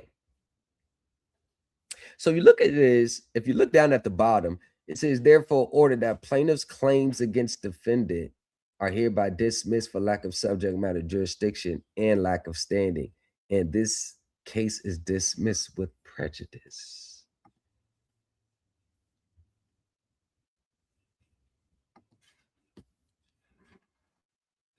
Dismissed with prejudice. Dismissed with prejudice. Let's get dismissed with prejudice.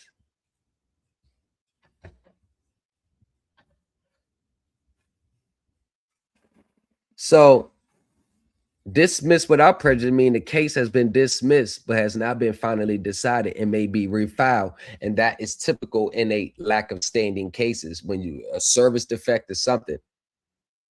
Dismissed with prejudice meaning the case has been dismissed and finally decided and may not be refiled. So let's get to that dismiss. I wish they would have the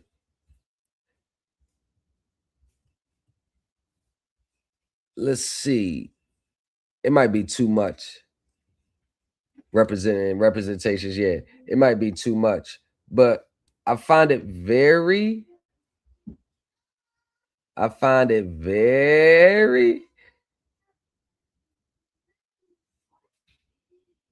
yeah. So right here.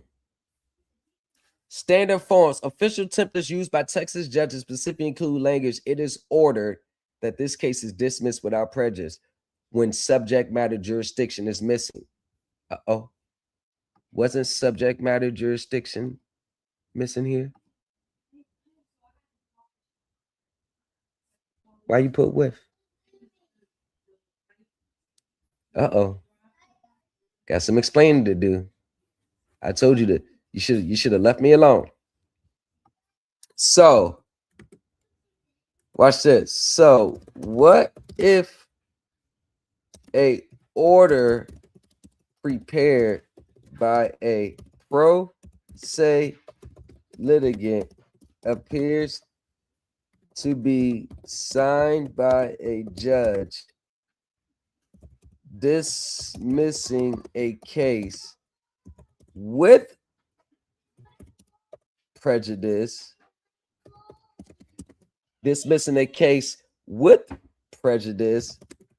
for lack of subject matter jurisdiction and standing. So what if an order appears to be signed standing with prejudice rather than without prejudice? Because I find that odd. If a judge signs an order dismissing a case with prejudice for lack of subject matter jurisdiction, it creates a significant legal contradiction. In Texas law, this is generally considered a voidable or clerical error because a court that lacks jurisdiction over a case does not have the power to permanently bar the claim from being brought elsewhere. Here's what is likely happened, how it's viewed. A dismissal for lack of jurisdiction is not a ruling on the merits because the court is saying, I don't have the power to hear the case. It logically cannot say this case is over forever with prejudice. The error, if a pro se litigant prepared the order and the judge signed it with prejudice, the language is likely a mistake. Judges often sign orders presented by parties if the overall result dismissal is correct, sometimes overlooking the specific with or without wording. Is the order valid? The order is still legally binding until it's corrected or appealed. However, because it's dismissed for jurisdiction. So that's what I'm saying. They would have appealed that order and they would have refiled again. So judges typically are not going to make that mistake and cause judicial contradictions. So they would at least change the wording to without prejudice. So let's see what you did in your case. Let's with that information now. Let's hear from you. How did Chris beat a $12,000 American Express How did he do it? credit card lawsuit for under $500? Let me break it down. Go ahead. Chris was being sued for a $12,000 American Express credit card. Because they didn't want to pay his bill. Go ahead. But now the case is dismissed. The judge threw it out, and it was dismissed with prejudice.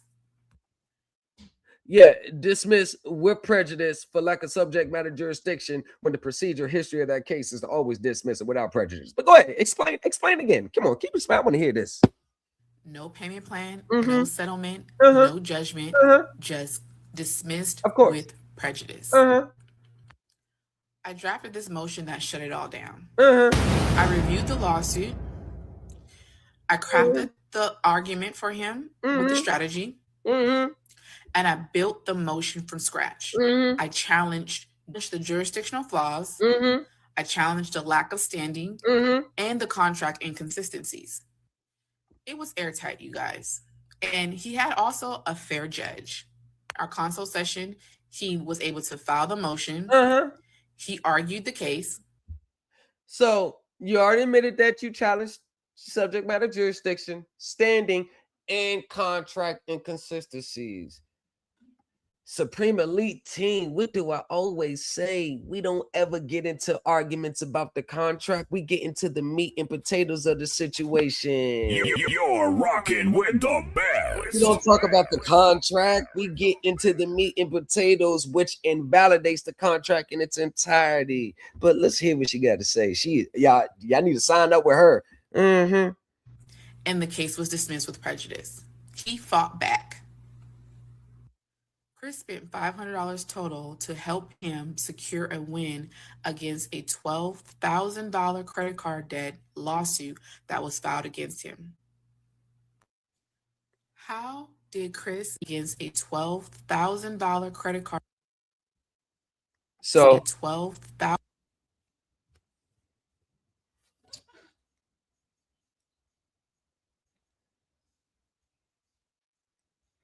support at the case is dismissed. Yeah.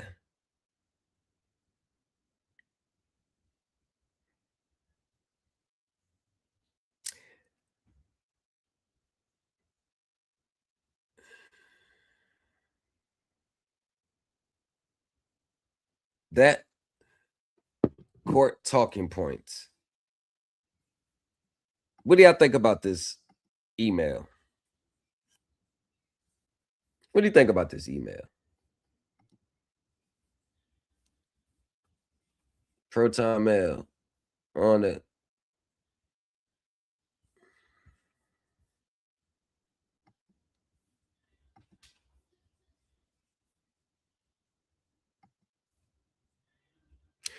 Pro se litigants often use templates to copy paste legal language. They may use with prejudice, thinking it sounds more final or stronger without realizing it's legally incompatible with the jurisdictional dismissal.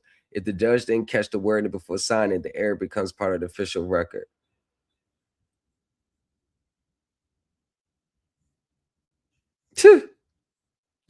What are the odds? What are the odds of the judge making this mistake? See the odds.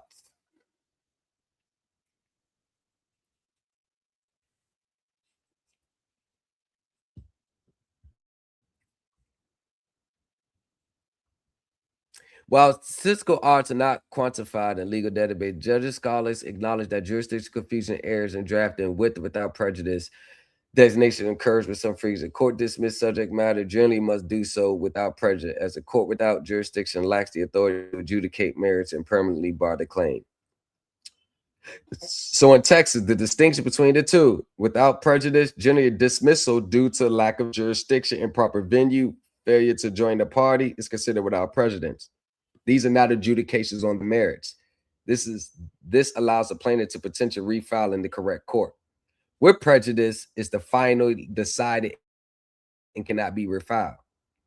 So, once again, all these gurus, even when they show their wins, it still doesn't amount to the Supreme Elite Team dismiss plaintiff joint stipulation with prejudice. Case over. Now, the problem that I see with that is these courts don't generally make these types of errors.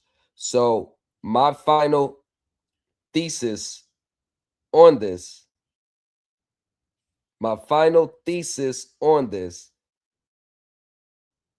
is that the case was the order. I'll say that. Was fabricated. That's my final thesis. Rocking with the best.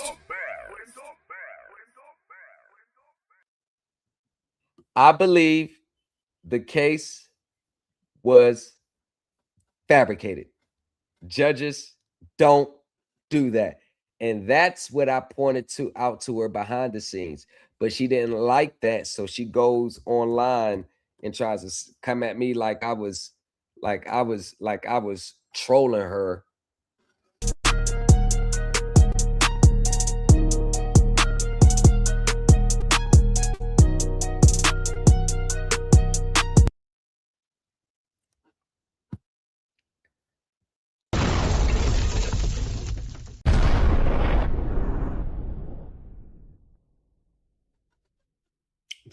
Gurus. I'm still waiting. Still waiting. I'm still waiting. I'm still waiting. New title issued February 3rd, 2026. Actually came in the mail to me. And they moved fast. I thought it was going to take 30 days. They moved fast. It was like 10 days. Not Alan Najee was silent. Saying, where's the title? Where's the title? I posted the title on Facebook and tagged them. Silent. Or the other gurus, silence. Silence is how I like it. Silence. We got iffy dismissals, saying with prejudice when the jurisdiction always says without prejudice. See, it's always some cloud and shroud and misery with these gurus receipts. With the Supreme Elite Team receipts, you get straight up 100%, no fluff, no fakes, no, man, that's cap. 100% straight up, straight to the core, straight to the point receipts. This is what you get. You get that. You don't get all this. I don't even know what this is. You don't get all that. You don't get all that. You don't get all that. You don't we don't get that. Not over here. You get straight up. Now, we're about to have the introduction into the Supreme Elite Team University, and we're going to do it on Discord. Y'all, we're about to head over to that side in the field. Tonight will just be the introduction. Only Friday will be 100% day one. I really wanted to start on the original date, but we can start it. We can start it Friday. Classes will be held on Discord. I got the server set up. The code of conduct, the mission statement, and the student handbooks are already posted in the chat in the group. I may go back to Zoom, but I hate Zoom, y'all. I hate it. I hate it. I may go back there, but for now we're gonna see how we're gonna see how this goes. And good thing this is not the first official, this is introductory, so I can see how it maneuvers. If it's worse than Zoom, then by Friday we'll be back in Zoom. The homework is already done and prepared. You won't have homework for the first until the end of the first full week. It's already done. It's already prepared. All the study materials, all your documents, everything that you need is all already going to be dropped in the chat before the next class. The introductory is tonight only. If you did not sign up, enroll in the Supreme Elite Team, you still have until Friday to do so. All inquiries to the Supreme Elite Team University must be sent to Thomas Legacy 603. Let me take this off the screen. Thomas Legacy down at the bottom. 603 at gmail.com. Thomas Legacy 603 at gmail.com.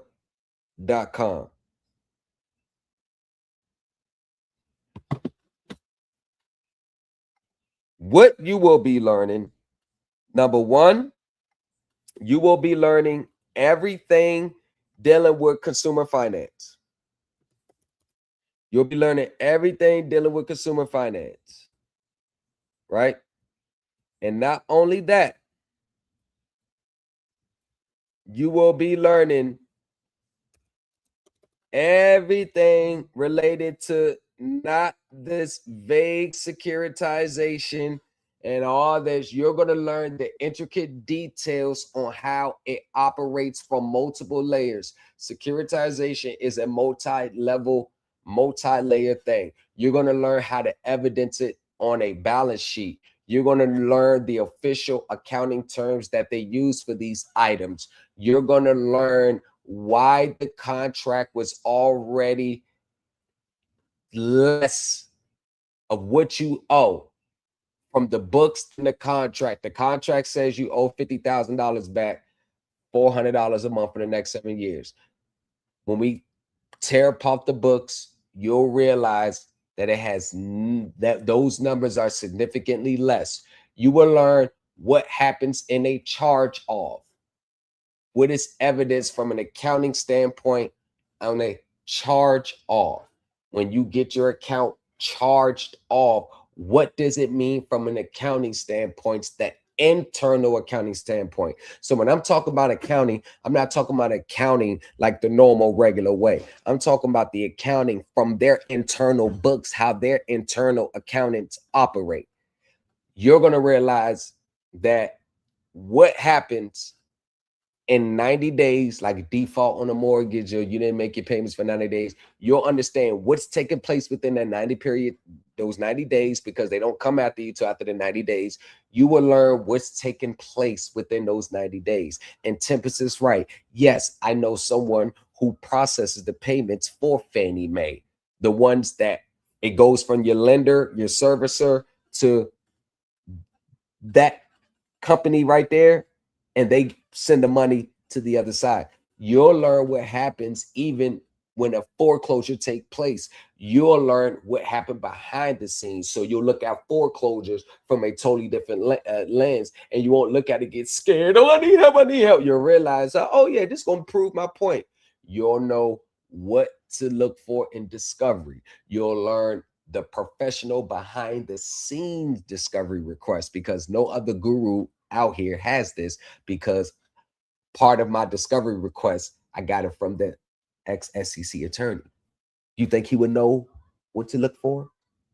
I mean, he wasn't nothing but number 2 or 3 in the totem pole at the SEC. So you'll learn those things. So we're taking accounting, securitization, consumer finance, and we are taking everything that happens behind the scenes and converting it into a legal, viable claim. We have professional documents that we're going to be using.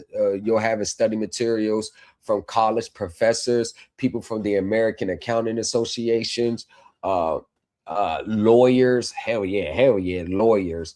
Top elite professionals in these fields, law firms. I got a lot of official documents from the top elite. That's just off the benefit who I'm connected with. So that's going to be a given. If you're interested in the Supreme Elite Team University and more, it's going to be a 90-day course, 90 days. Send an email to thomaslegacy603@gmail.com before Friday. I would have opened up tonight for everybody in the day one, but I thought about it too late. But if you are interested and want to litigate like a seasoned professional, the understanding that I have, I'm giving it to you. You can't say my understanding ain't worth a damn, because the receipts all speak for themselves. But if you are interested, thomaslegacy603@gmail.com, and at 8:20, we're going to be in Discord to go to the orientation. Peace and love to all of my people out there. The constraints of these finance systems and these interest rates are decimating our country, are decimating our everyday hard workers. And I'm here for the time being to give you a viable way out.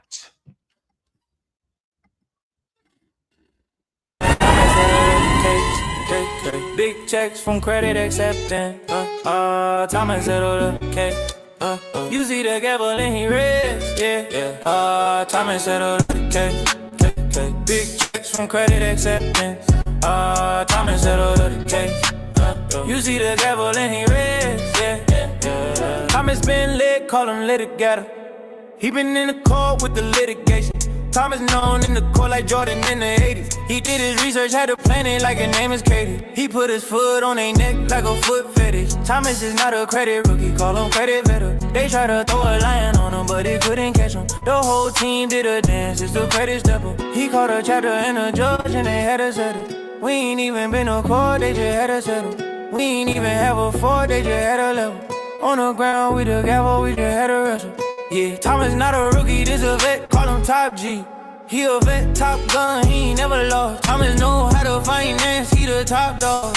Yeah, he been on a... One of the most important assets that I think people will be able to take away from the Supreme Elite Team University is a realistic expectation and understanding of what this system is and what it's about and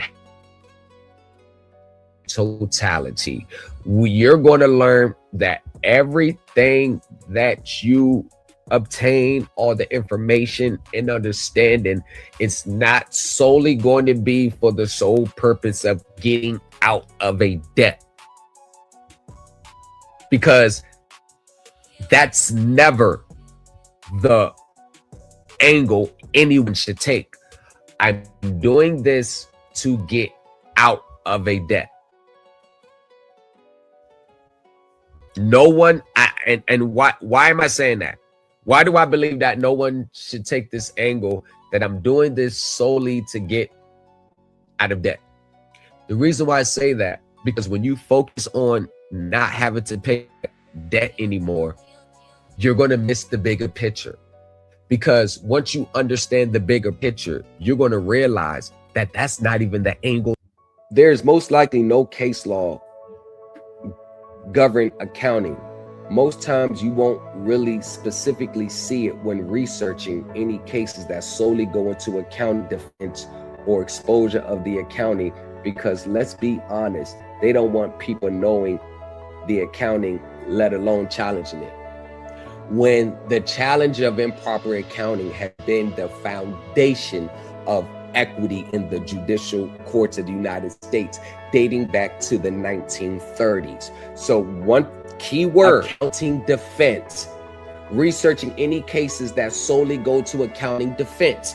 I just said it, because they're looking at accounting as a defense to their consumer obligations. So you will never find a case that goes into that, because you can't use accounting as a defense to your consumer obligations. You're rocking with the best. So number one, already looking at accounting from the wrong angle.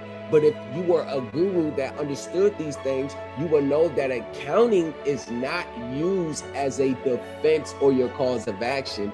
It's to highlight the evidence and substantiate your legal cause of action. So when you take accounting away as a legal defense and only using it in support of your legal defense, this is when they're back to square one. They don't know where to go from there. Attorneys are not accountants.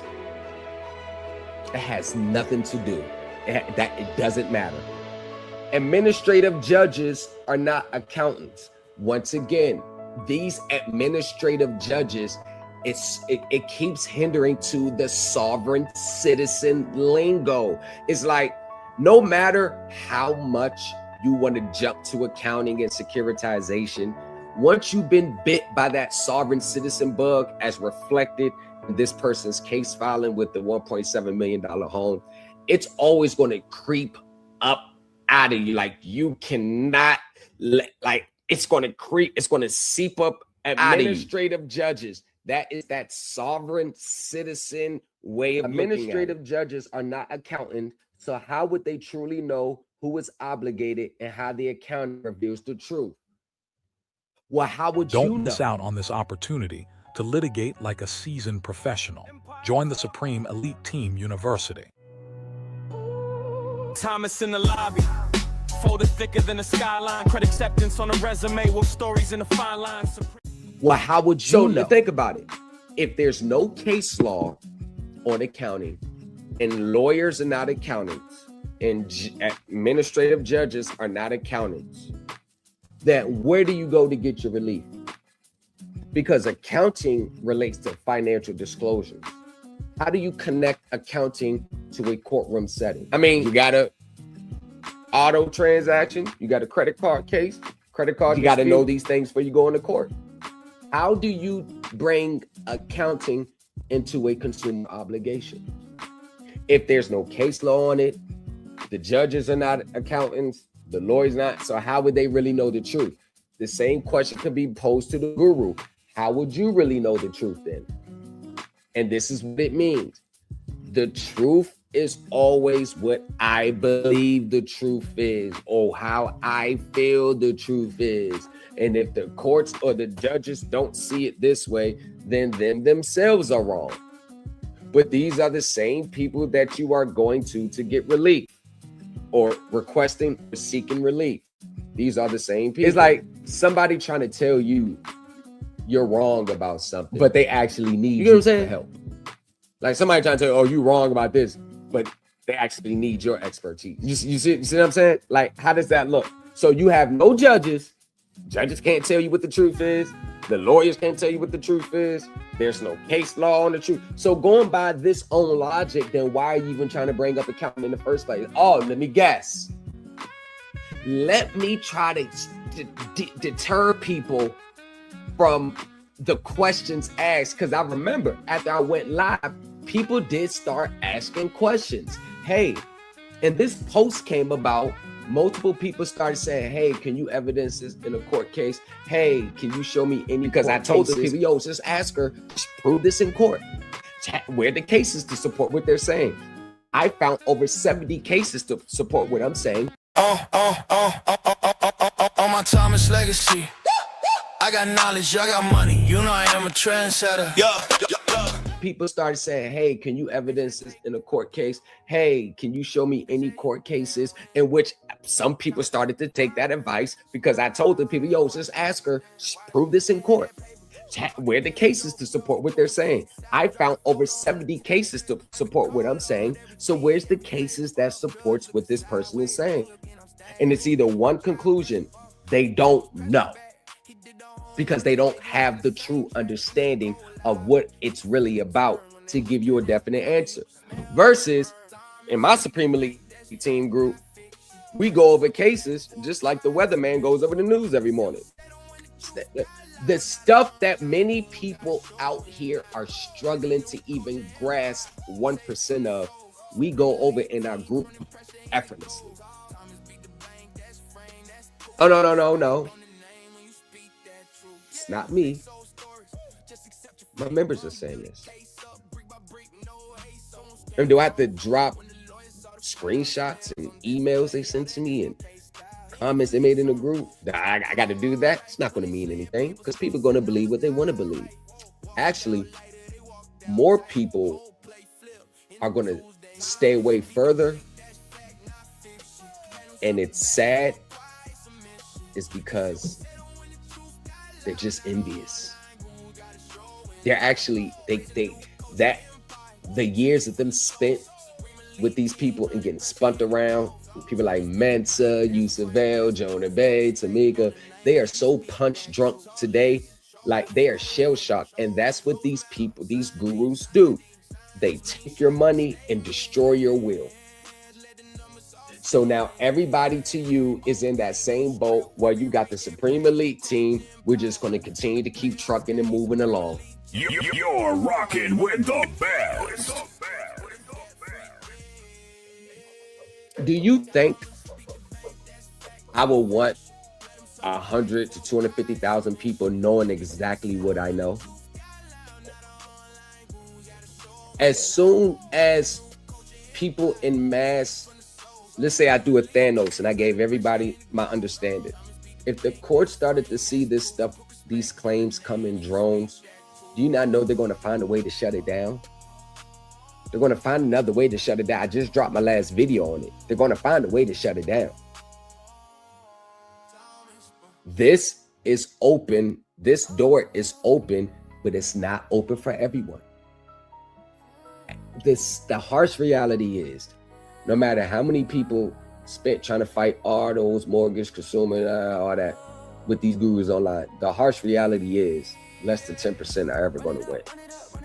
The UCC is statutory law. Why is it statutory law? Because every state has adopted its own version of the UCC and has codified it in their statutes. So when you go to court saying UCC is common law, you are showing the court your ignorance, and the other side knows, because the UCC every state has their own version, and they have been incorporated into the state statutes. So everybody's sitting here citing, let me tell you what they'll cite some generic version of the UCC. They'll cite that. But what they don't do is cite their own state laws equivalents, because, to be honest with you, sometimes the state law equivalent is different from the generic DC code. Y'all citing the UCC DC code. You got to cite your state law. So if you got to cite your state law UCC, then that means the UCC is statutory law. Welcome to another live stream from the New Culture Empire. Tomorrow, the Supreme Elite Team University begins. Don't miss the chance to litigate like a seasoned professional. Learn how contracts are really structured and presented on a balance sheet, and how to submit legal claims that courts recognize. Don't forget to follow us on social media platforms.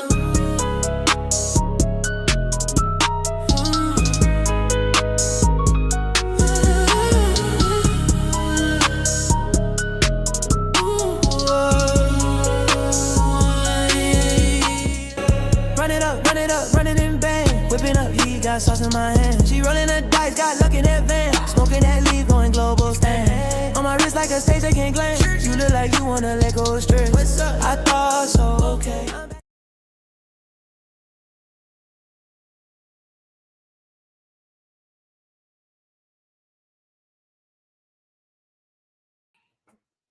On another note, before I go, I just got some inside information. Obviously, people were watching this live. So now it looks like this is about to boil over to tomorrow, the next day. So we're going to tune in tomorrow, y'all. Meet me back here at 6 o'clock. And Miss Tempest, since you wanted my attention, you now have my attention. And I'm going to go over all your catalog. And I'm going to make my professional find it. Reynolds, Tonya, how you doing? How you doing? How you doing? Mods, wrenches have been given out. I gave a few people more wrenches, but we are about to get into Discord for the introduction to the Supreme Elite Team University. If you're not in there tonight, it's cool. The official class starts Friday. Send me an email, thomaslegacy603@gmail.com. If you're interested, listen, I don't need a whole long diatribe about your situation. If you don't have the money right now, just send me an email and get straight to the point. Please, that's all I ask y'all. Please get straight to the point. All right, y'all. Y'all, those who are already enrolled, in about 5-10 minutes, I will be opening up the chat over there in Discord. If you have not gotten in there, if I've spoken to you, texted you or whatever, if you have not spoken to me, this is your final. You got about 5-10 minutes to send me a message. Let me know what's going on, because I'm about to head over there now. All right, y'all. One gone. You're rocking with the best. I will see y'all tomorrow. Once again, I will see y'all tomorrow. Let's congregate at 6 p.m. Listen, y'all, they have a shadow ban on me. They have a shadow ban on me. The shadow ban is supposed to be lifted. The shadow ban was supposed to be lifted, y'all. They haven't lifted it yet. So hopefully that we can get this shadow ban lifted. And because y'all not getting the notifications. I know they're not giving the notifications. They're not giving the notifications on purpose. So just you gotta come into my channel, see live. I'm gonna start posting, I'm gonna start scheduling my lives for a few days in advance, y'all. So just hit the notify. I'm gonna start scheduling them a few days in advance because the shadow ban is crazy. Everybody's gonna hit me up like, yo, I didn't know you was live. I didn't know you was live. Sonya, we are still pushing it. Please send me an email. I actually have some things that I need to talk to you about as well. And ladies and gentlemen, let's continue to move the envelope forward. We may indulge in the BS time to time, but we never lose sight of the end goal. We never lose sight of the end goal. We're not going to get 55,000 acres in the mill out of this, but we can get one asset and property back at a time.